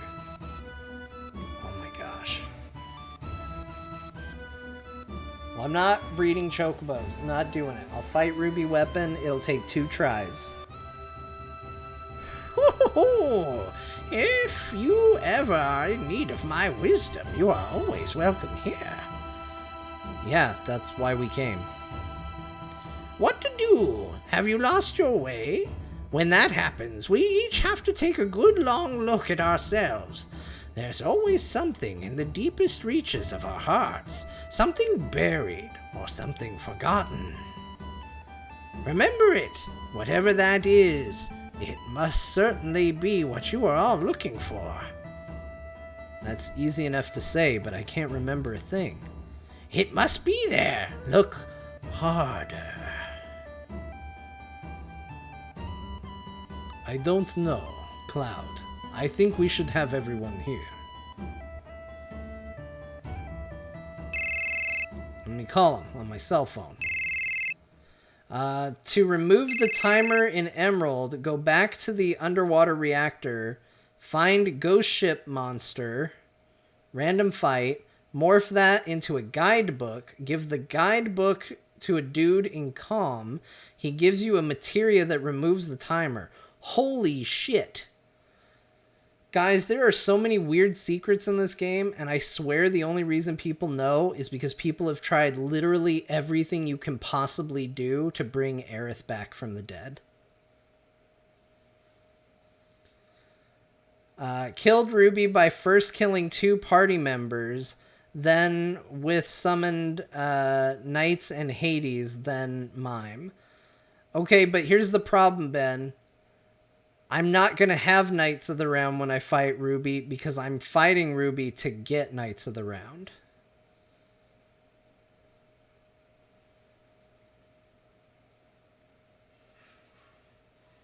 That's what we're going to need to figure out. Anyway, I got to keep reading this. Hold on 1 second. Do you see it? What is it that you are searching for? No, not a thing. Nah, can't come up with a thing. Me either. I don't get any of this. I remember Aerith a lot. No, not that. You haven't remembered. You haven't forgotten. That's not it. How would you say Aerith was right? There all along, right by our side. She was so close we couldn't see her. What Aerith did, the words she left behind. That reminds me, I was the same. As was I. Me too. She said she was the only one who could stop Sephiroth's meteor. But Aerith is gone. Is it impossible for us to carry on what Aerith tried to accomplish? We ain't no ancients, if that's what you mean. What? Did that girl go off? What? Did that girl go off to that place? That's it. What's it? We don't know about it. What did Aerith know? Why did she face Sephiroth without running away? I see. She returned there once again, correct? Perhaps I'll have you take me there. You're going too. Zados33, thank you so much for the Prime sub. I really appreciate it. Thanks for hanging out with us today. What's so surprising about that? Even I like to get out from time to time and see the outside world. I wonder what did it. I haven't felt like this in ages. It must be the planet. The planet is calling to you. Yeah, hoo boy, the planet calling. All right. It's gone. Then let's go. Oh, yeah, Bugenhagen. I have one more thing I want to ask you. We're carrying around huge materia. This is pretty delicate stuff, and we would like to keep it in a safe place. Well, then we'll put it upstairs now. Shall we be on our way? I'll teach you how to work the machine. Watch carefully now. You just pull here.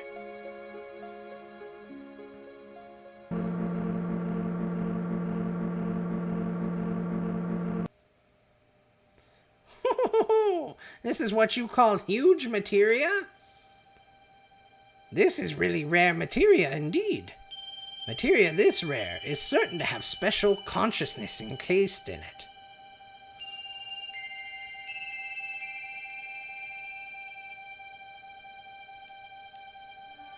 Huge materia.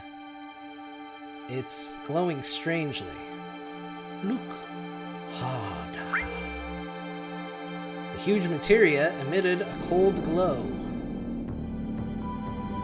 Is that Bahamut? Bahamut, Neo-Bahamut, materia glows brightly.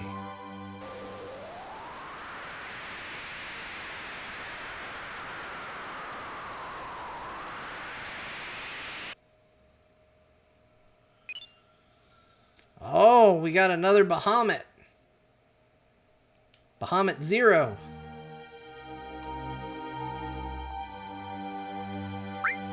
We'll leave it alone.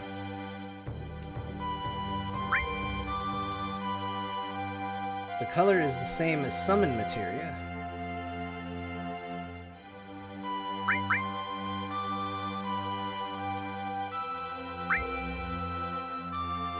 Color is the same as magic materia.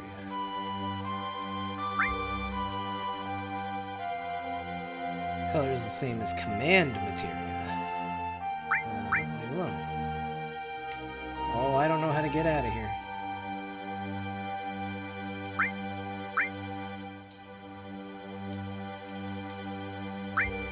Is it gonna do the whole Bahamut thing again? Oh, good. Now let's leave.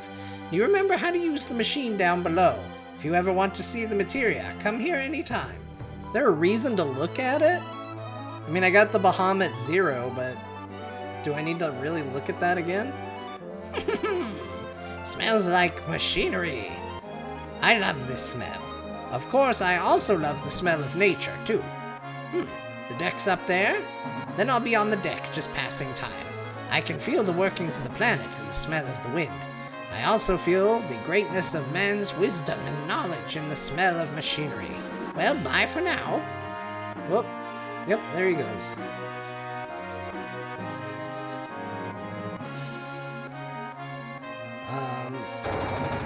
Alright, well we got... Jeez, he just floated away. Alright, let's... I do feel like I should go check on him. What's he doing? Let's see, just to catch up on chat a little bit, because I did go into a cutscene that meant a lot of reading. I know just telling you how I cheesed it in high school. Underwater materia, Aerith was buried underwater, oh boy, oh boy. He's already done Final Fantasy 1 through 6, that's correct. That's how I know I'll beat Ruby Weapon in at least 2 tries. They don't count on people who've beaten 1 through 6 to play this game, and so that puts me at a natural advantage, and that's why I'll be able to beat that weapon so easily. No, don't worry about interrupting it. It's fine. It's all good. Go back to the observatory and inspect the huge materia. We already did that. So the way to beat Sephiroth is to let him kill you. Meteor can't kill you if you're already dead. Makes perfect sense. That's a good strategy. So if you master all the types of materia according to these huge ones, you can exchange one of each master to get a master materia. Master magic is one materia that can cast all spells. Okay, I'm gonna need more information on that. How does that work?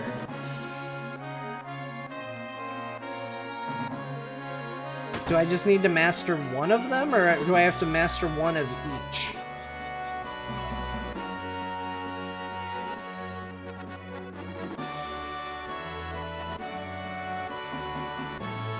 I told Aerith's mom about her death. Elmira was cried herself silly. So did little Marlene. Oh yeah, we probably should have gone and visited them. And Aerith, she's dead. Guess she turned into spiritual energy and returned to the planet, huh? But even if she did, there's no way we'll meet her again. I wonder what Aerith felt when she was on that altar. I'm sure she wanted to give her life for the planet. Really? I wonder. I don't think that was it. I don't think she wanted to die at all, but was planning on coming back all along. She always used to talk about the next time. She talked about the future more than any of us. Why are you all so sad right now? Aerith, I wanted to give her a ride in the high wind. Aerith used to pat me on the nose sometimes. I used to hate being treated like a child like that, but I also liked the attention. I wanted to apologize to her for what I did when we first met.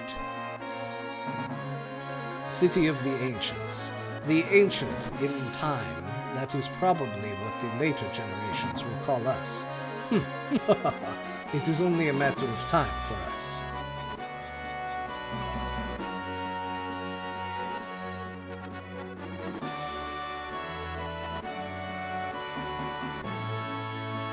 Okay then, let's go. Okay, so that's a very interesting comment. The next time, eh? So, I don't know if that gets paid off in this story or not, but considering what Final Fantasy VII Remake is, I do think you can reasonably say Final Fantasy Remake could be considered a next time. Yeah, Relisor mentions it as well.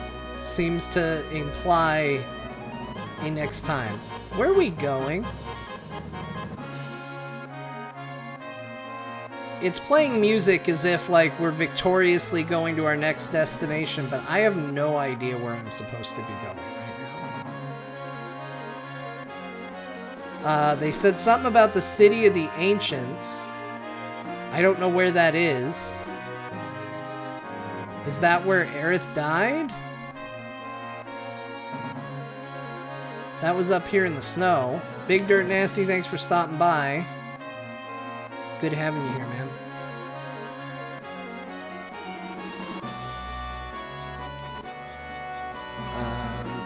I just don't know. Everybody's speculating on the time travel bit and not where to go. Yeah, go to where you abandoned her corpse, you unfeeling twit. Well, you know what? You can't be critical of a hint that you asked for. It's just the truth. Where is it? Is it up here in the north? Where did that happen? Was it this cabin? Oh no! This is Chocobo business. Ho-ho! It's unusual for people to come out of such an out-of-the-way place. I can't remember how long it's been since my last guess. I don't think this is where I'm supposed to go. Who are you? I don't know. You don't know who you are? It's been a while since I gave it any thought. What was it they used to call me? Oh yeah, they used to call me the Chocobo Sage, that's right. Right, that was it, the Chocobo Sage. No one would forget that. Now what can I do for you? Sell me something. Okay, we don't have any of these. We should have 5 for sure. We should have 5 of these for sure. We should probably have 5 of these. And 5 of these. There. We bought something from the Chocobo Sage. Oh shit, he just spit up on me.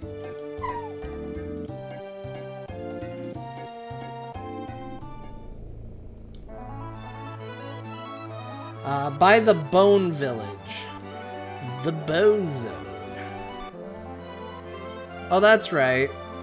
Yeah, it's in that forest that we woke up. Alright, let's save in case something happens.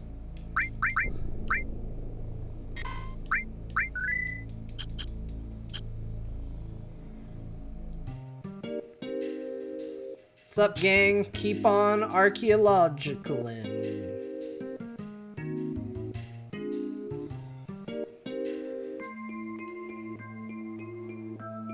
Are you ready to ride the bone train? Evening, John. Just hopped in. Hey, Don Treader. Good to have you here. I feel like somebody should have this Bahamut. I want somebody to have it.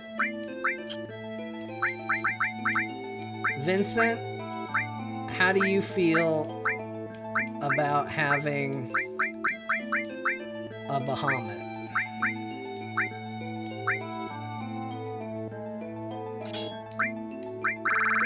By the way, that didn't work. He still got afflicted by things. I'm gonna give him Bahamut 0. That's gonna really hurt his HP, but I don't care. He'll be fine. We'll all be fine. Oh yeah, this area. I don't remember how to get anywhere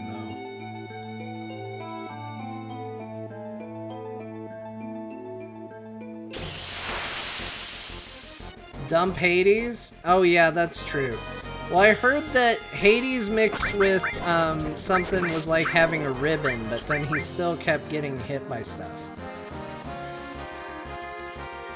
So I don't know if that was just wrong or what happened here.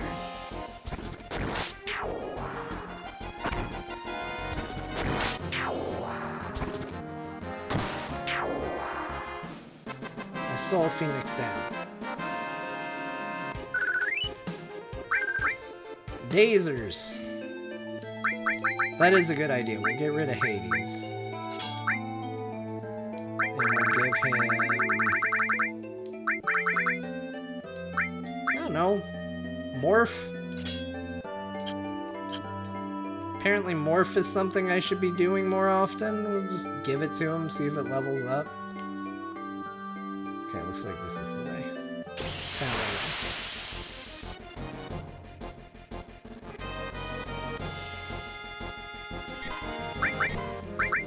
Nope, not Morph Mug. Man, it moved my commands around now. This is gonna be a real problem for me.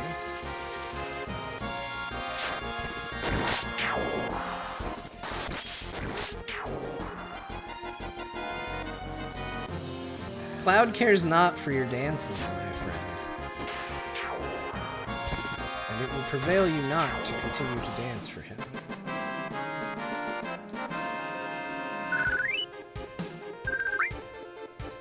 Let's see the new summon. I'll use it when the time is right. It's not ready yet. These things are not worth the trouble. You know.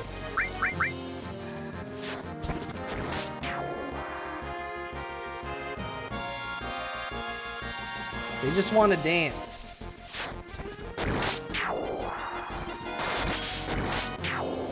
Cloud just decided, like, what if I killed everybody?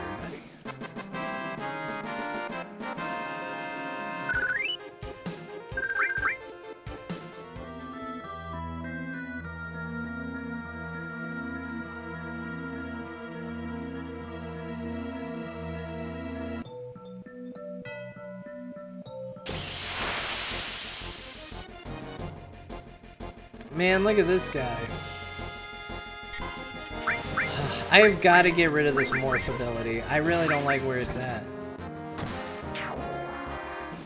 Added effect plus Hades definitely works, but it may need to be leveled up to have 100% resistance. Okay, I think I had Elemental. I don't think I had added effect. Who has my added effect right now? MP Absorb, MP Turbo. It must be Tifa that has it. Oh yeah, I have her attack with added effect. I don't have a second one at the moment. But I don't like this morph business. I don't like what it's done to my thing. So I'm gonna get rid of it. Let's see, are any of these good spells to have? Maybe I can do something. Fire, Steel, Restore, Manipulate, Death Blow, Morph. Destruct. We'll put that on there.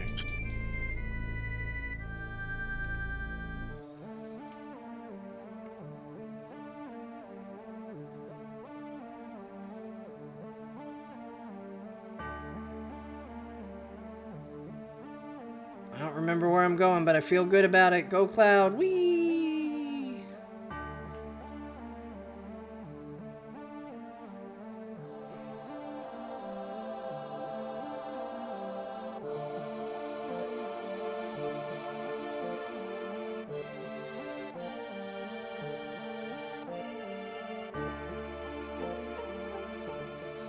Think you need to go back into the left?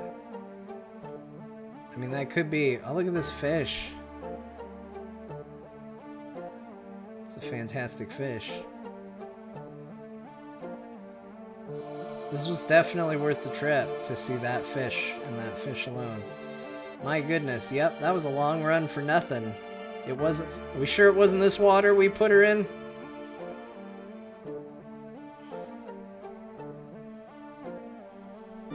We didn't put her in this water?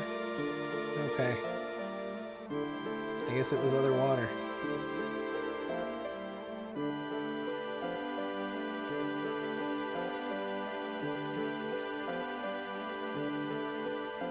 Look, Cloud needs his exercise, alright? He's got to get his steps in.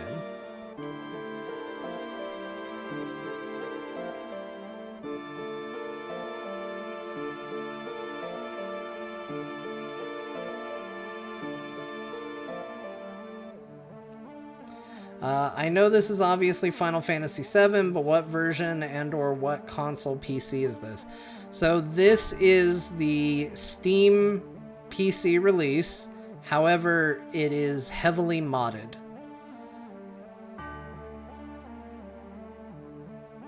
So it is... It will not... Oh, hold on, I gotta read because they're going quickly. Yes, exactly! I don't know what he's saying yes exactly to. Are you getting to something? Are you getting something? Give me a moment.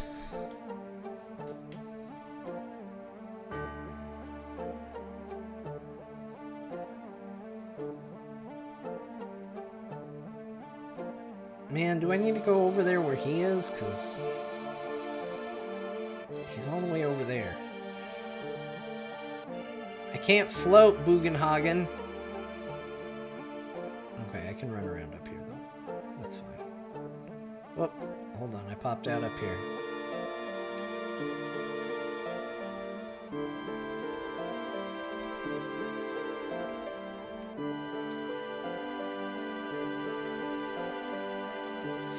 The knowledge of the ancients swirling around here is telling me one thing.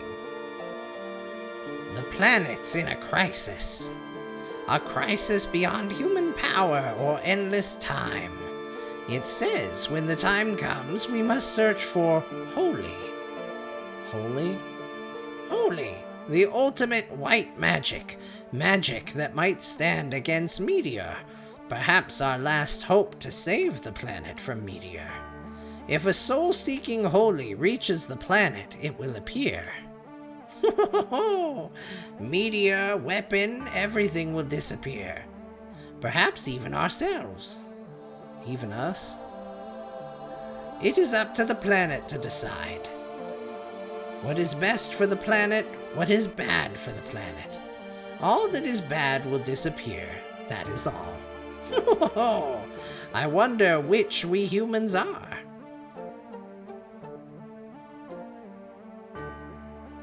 Search for holy. How do we do it? Speak to the planet. Get the white materia.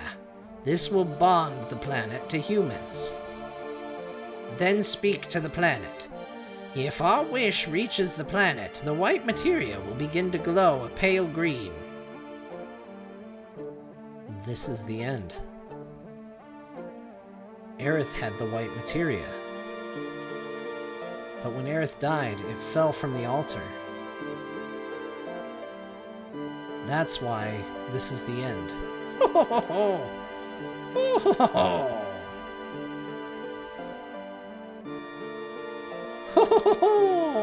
look at this.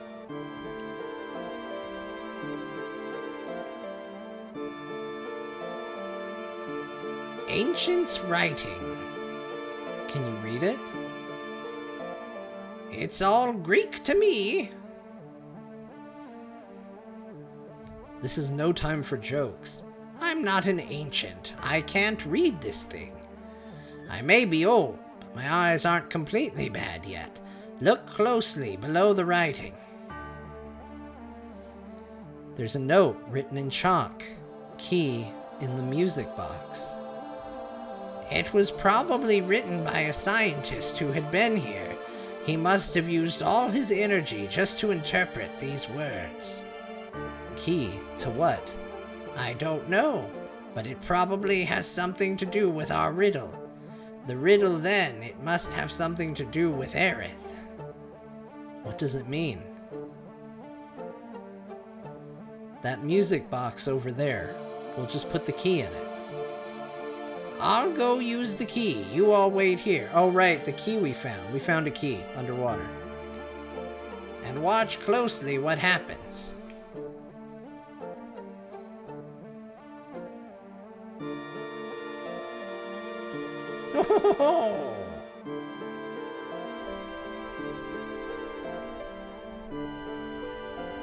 Oh, we got some cutscene business.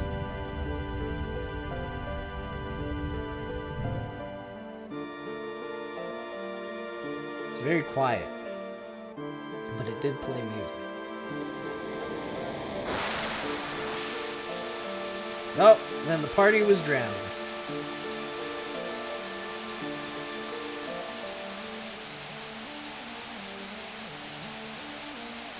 Now go inside. Hope may be inside, or... Oh, well, getting in there was really easy. Allure for real, thank you so much for the sub. 59 months in a row. My goodness. Thank you. I really appreciate it.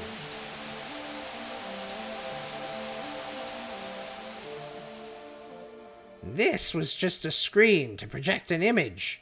Look at the image projected on the screen of the water.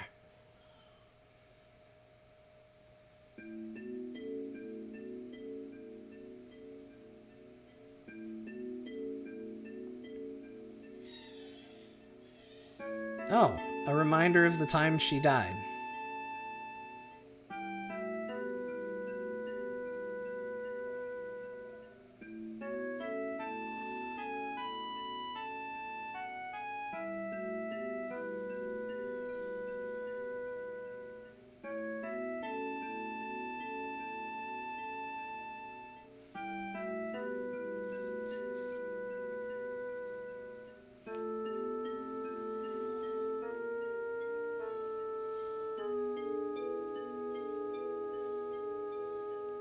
It's glowing. Oh, it's pale green.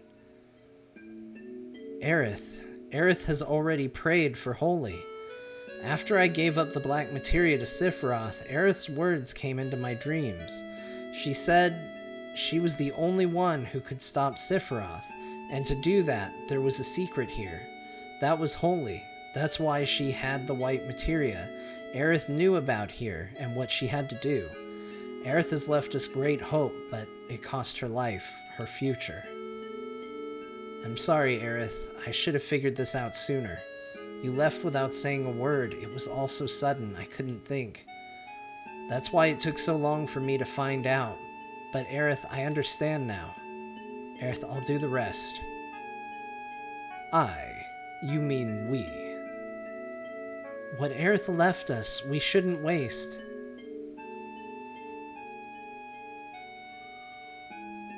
Thank you, Aerith.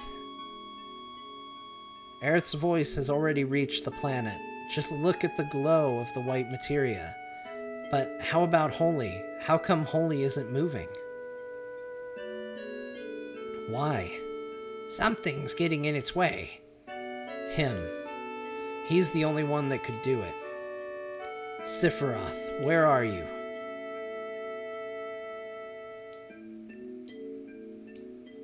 Do you have anything else to say to me? No? We just go? Okay. Oh, I'm getting a phone call. Hold on. What the? Sorry, I was a little surprised. What happened? You remember when the Junon cannon disappeared? Actually, Rufus moved it. Moved it? That big thing? Where? Why? Rufus wants to destroy Sephiroth with it. That cannon operates on huge materia, but the huge materia has already been used in the rocket plan. So, since the cannon's useless right now, he decided to move it to a place where materia... No, where Mako is gathered. And where is that?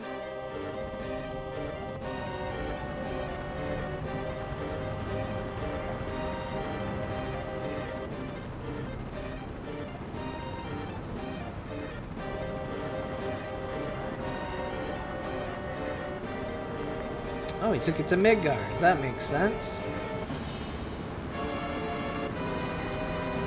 Now Midgard has a cannon.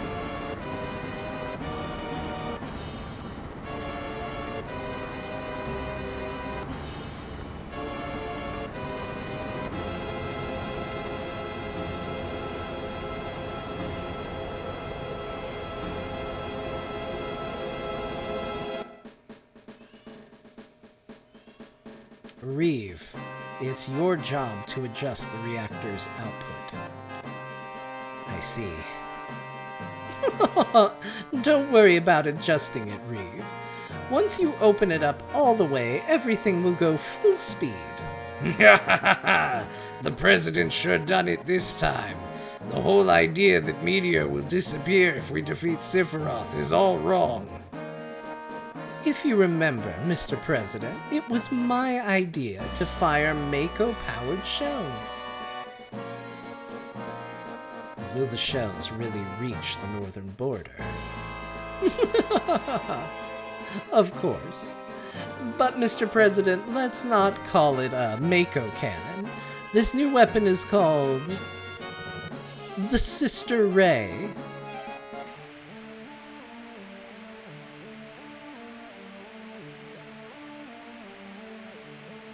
Alright, well I guess we're going back to Midgard then.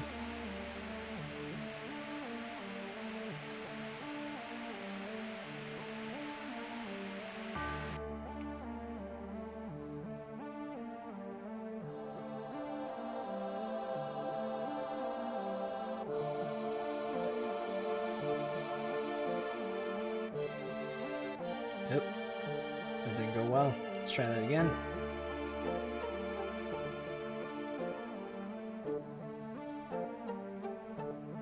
Boy, it could have teleported me out of here. Would have been fine.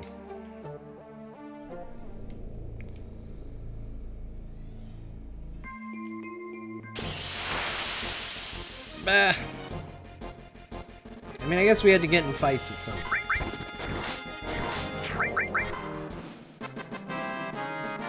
It looks like a giant Honey, I Shrunk the Kids shrink ray. It does.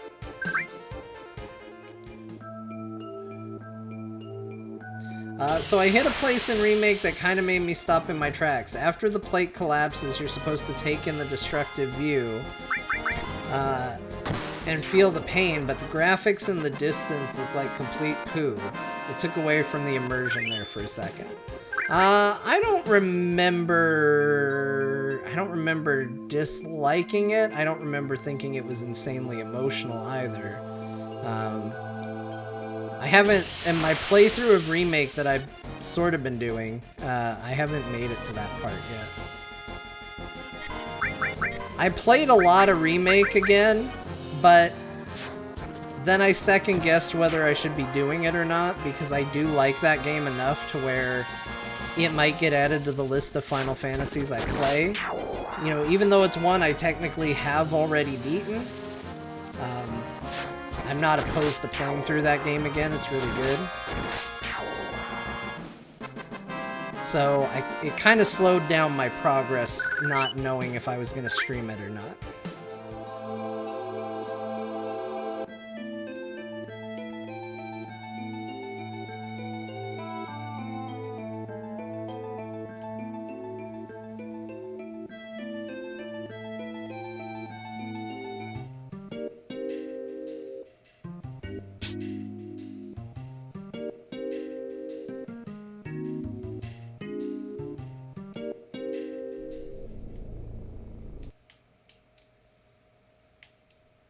Hmm? What the?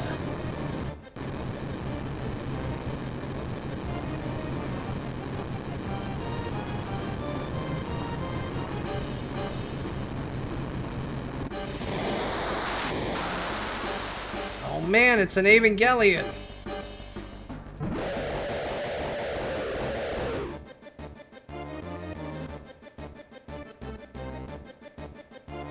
Oh, here he comes. He's not in a hurry, but he's coming.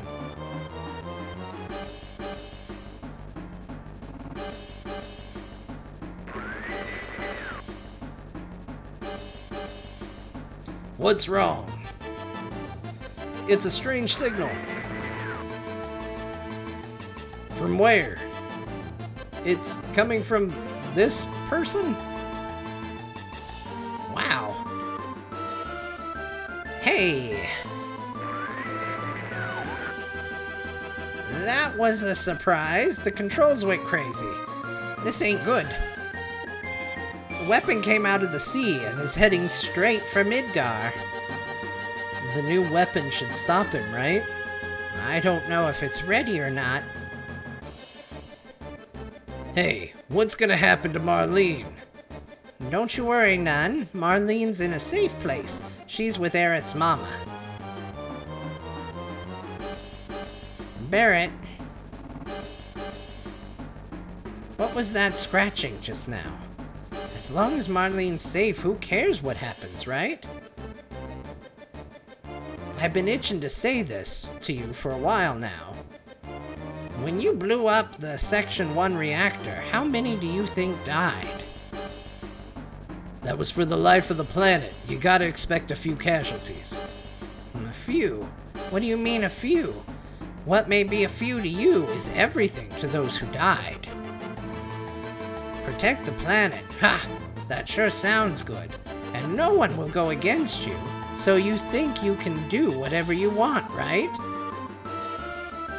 I don't want to hear that from no one in Shinra. Can't do anything about that. Stop it. Kate Sith, Barrett, he knows what he did. What we did in Midgar can't be forgotten, no matter what the reason. Right? We haven't forgotten, right? I know you. You can't quit the company because you're worried about the people in Midgar, right? Cloud? Okay, let's go. We'll beat Weapon ourselves. Hey, Cloud, you think we can win against that monster? We got a chance of winning, right? How would I know? But that's no reason for us to just let him go. We're going to Midgar and fight Weapon. Come on, let's move. Okay. But, like, first we will rest and we will save. And then we will fight. I've said a lot of very arrogant things on the stream. I know it's about Ruby Weapon, which is not what I think we're about to fight, because I think, if I remember correctly, Ruby Weapon is a optional boss. But nevertheless, I've said a lot of things about my skill, and I feel like we are approaching a point where that might be tested. So let's, you know, let's walk back the overconfidence just a little bit before we totally show off for everyone how awesome we are at video games. Alright, let's go. Let's go kill it. Let's go ram it. Oh, there it is. It's like right there. I'm gonna get it. Hey! Hey, hey, what are you trying to do? Break the high wind? Let's fight it on the ground. Okay, well, how do I fight it on the ground? It's all the way over there. What am I supposed to do? Just be here? Do I just have to wait for it?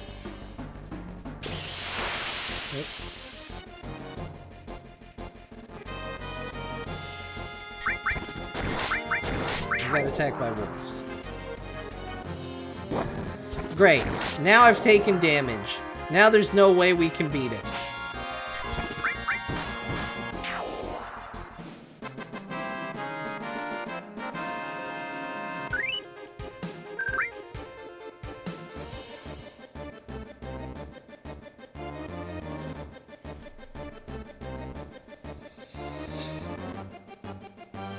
Alright, well, it's not gonna let us fly into it, so I guess we just chill.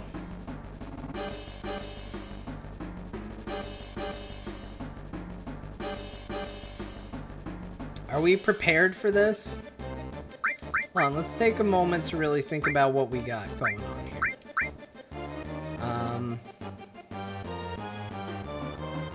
Do we know what kind of damage this thing does? Can we nullify some damage or something?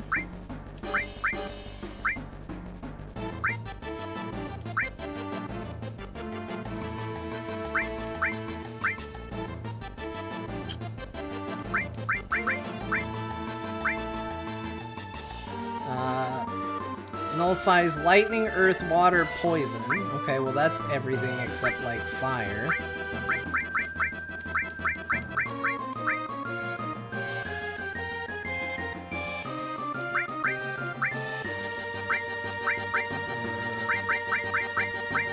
You can nullify fire with that.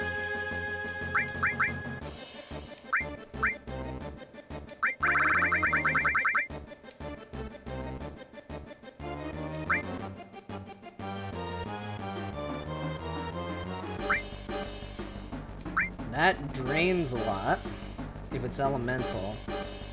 Honestly, you can. Okay, so we don't have to plan too much. We can just fight it. Okay, well that's good. Just head down to the beach. Step on me, ruby weapon. That's not ruby weapon. Step on me, weapon. Whatever weapon you may be. I will say this is cool. They've never done anything like this in a Final Fantasy. Like, this is a cool thing. It looks a little silly, but it's a neat concept and a neat idea. Oh, he's turning.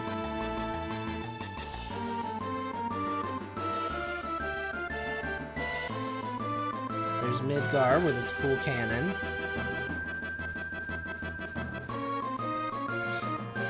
He's getting close. It's almost time.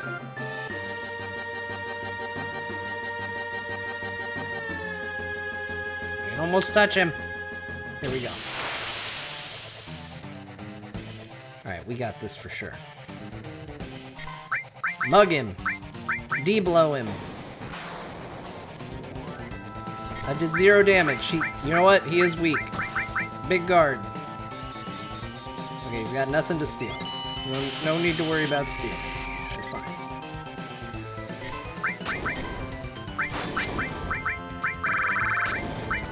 Summon Bahamut 0.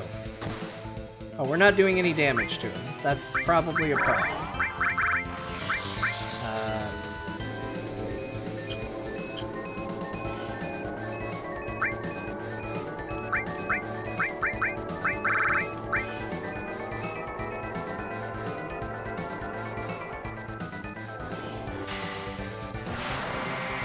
Oh man, look at this Bahamut. This Bahamut's crazy. He's in space.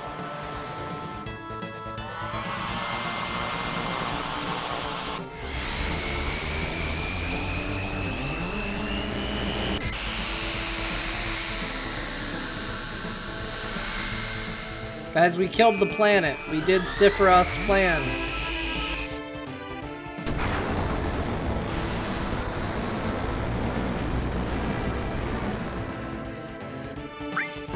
Okay, that did a lot of damage.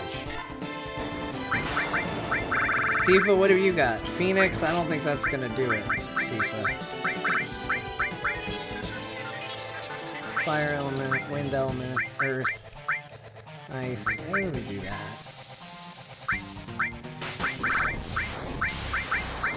Hit him with Ultima Magic. I didn't see. Did this electricity do anything to him? Oh, somebody got stepped on.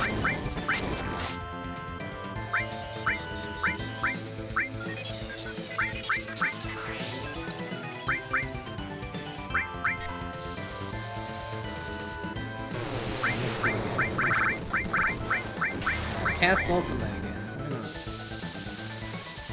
Just keep spamming. Hit him with Comet. Just keep hitting him with everything. That's what I say. Yeah, that's doing a lot of damage. That's great. Fire 3, why not? Yeah, that didn't hurt. He can't hurt me, we'll just keep hurting him. What's my gun?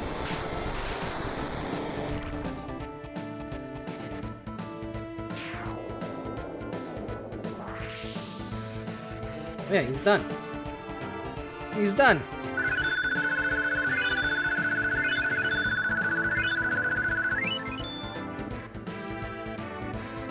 That went really well.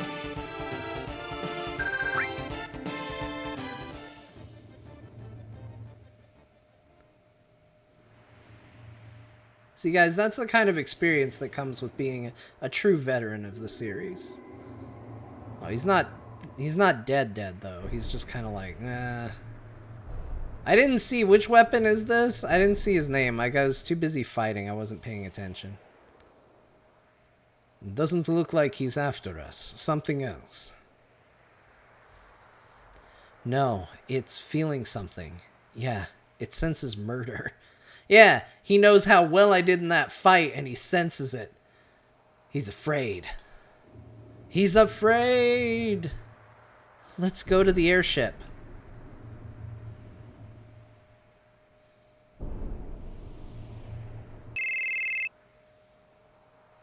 Oh no, let's hurry out of here. Something big, I'm talking really big's coming. Mr. President, preparations for Sister Ray are now underway. Any time is fine. Fire. Oh, they're gonna shoot the gun.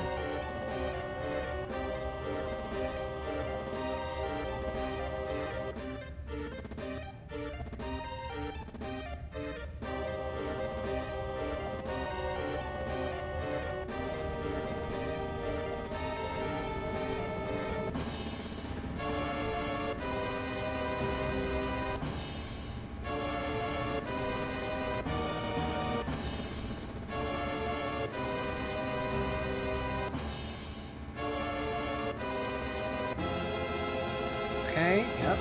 Powering up a cannon.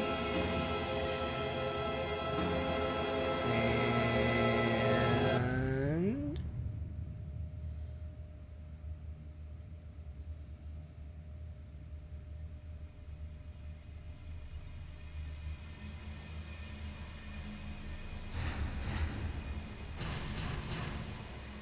Yep. Yep. Can you imagine how loud that would be if you lived in Midgar? Yeah. Oh, jeez. That really did a number on everything.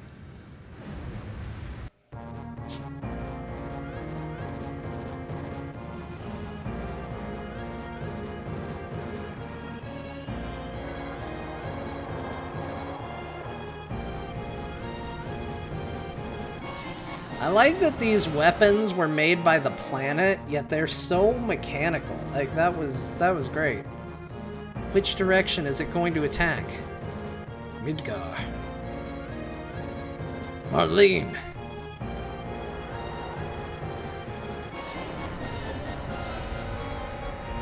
Well, guys, you should have killed it.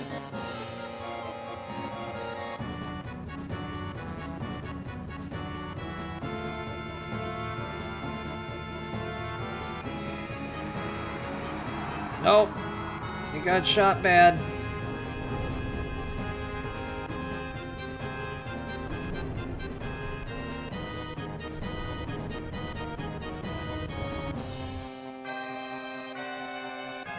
Damn.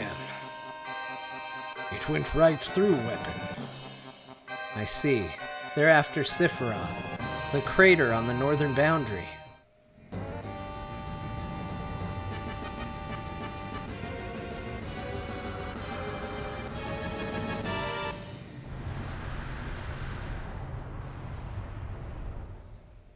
They broke it. Sir, weapon's been defeated. The barrier has disappeared. Oh man, they got a 2-for-1 in that shot. They're efficient. Sir, a mass of high-density energy is heading towards Midgar. Oh, weapons attacking! Run for your lives!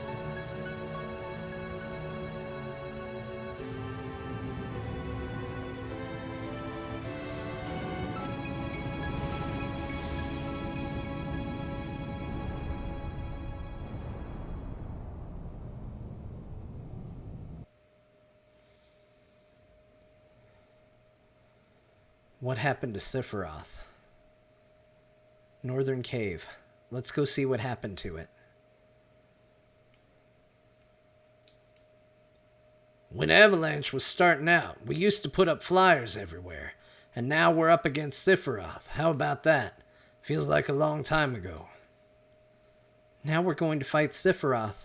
I wonder what the inside of that cave looks like. You think Sephiroth is just sitting there, waiting for Meteor? Maybe this is the time. Will we save the world if we beat Sephiroth? I'm frightened, but I'll do my best. Let's hurry to the Northern Cave. Kill Sephiroth, killing the son of my beloved woman. Am I on the verge of committing another sin? Or am I atoning as best I can for only standing by? Wonder what Sephiroth's up to. Everybody's wondering about Sephiroth. That's for sure. That's definitely what we're focusing on right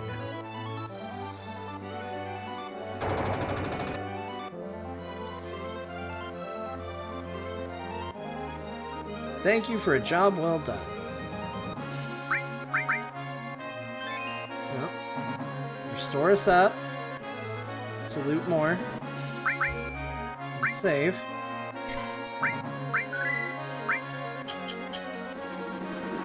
Alright, how are we looking timeline-wise, guys? If I go to that, is it going to be a lot of cutscenes and a lot of investment? Should I call it here? Should I press on?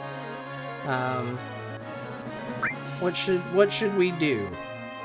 Or, like, is this going to the end? Is this where I would go get the other weapons? Like, I guess I don't know how close to end game I am here.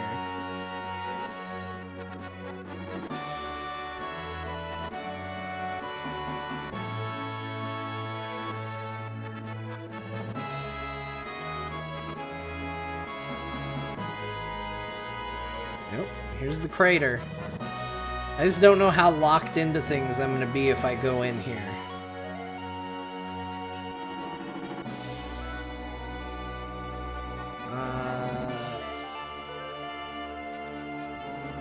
A little thing and then you get sent somewhere else. Okay, so I can check this out and we'll be fine. We're not locking into the end or anything. This isn't the end. Okay, good. We'll check it out. Sephiroth's energy barrier is gone. Sid, can the airship get inside? Huh? He's my pilot, ain't he? Of course he can go anywhere. Right, sorry about that. Yo, Kate Sith, now what? Hold it. Scarlet? Heidegger? What's going on?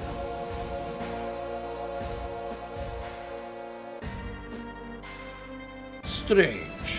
I can't reach the president. Not the president. Just Sister Ray.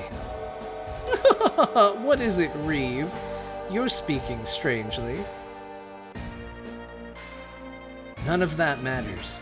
The reactor's output is increasing all by itself. Wait a minute. That's not wise. It must cool for 3 hours or it won't work. Reeve, shut off the machine. We can't do that. It's inoperable. Someone has switched the machine over to mainframe operation. We can't operate it from here. What about the mainframe? Who? Hey, call the mainframe.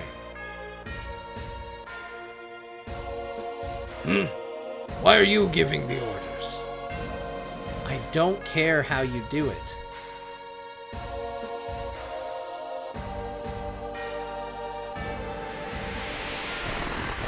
Oh, it's Hojo. Just you wait, Sephiroth. I'll give you all the Mako you want. Hojo, stop. The cannon. No, Midgar itself is in danger.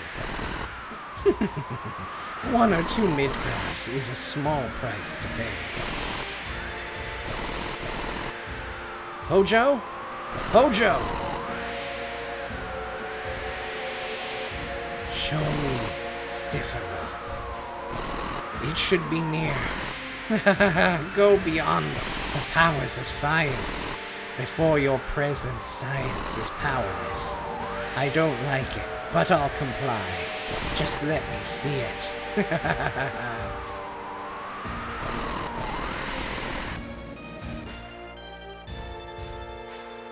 Yo, do something, you big cat.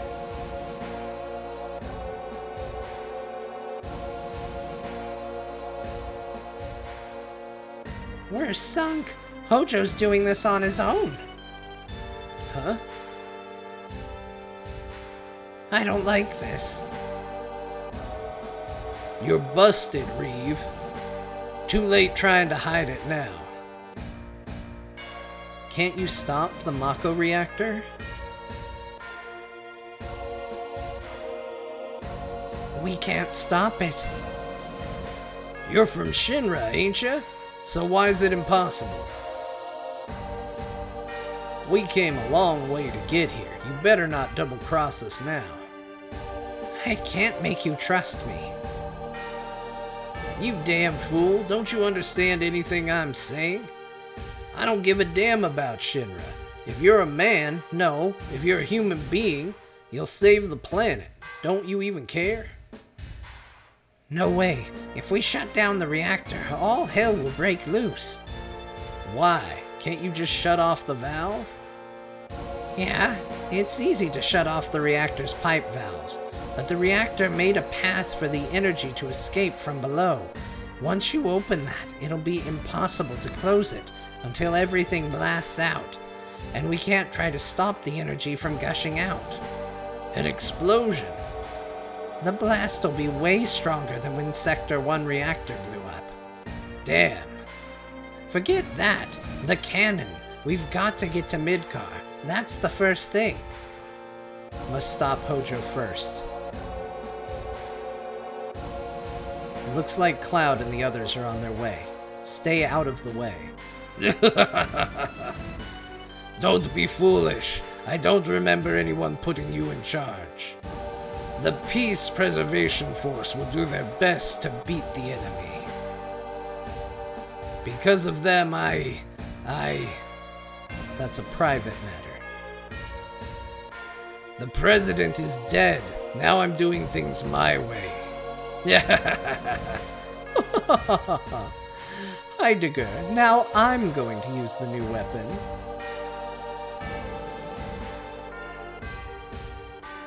Hey, wait.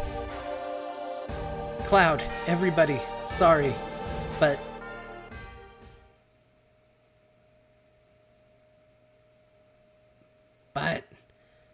But you'll come, won't you? I know. Hey, I'm leaving the ship in your hands. I'm heading for Midgar.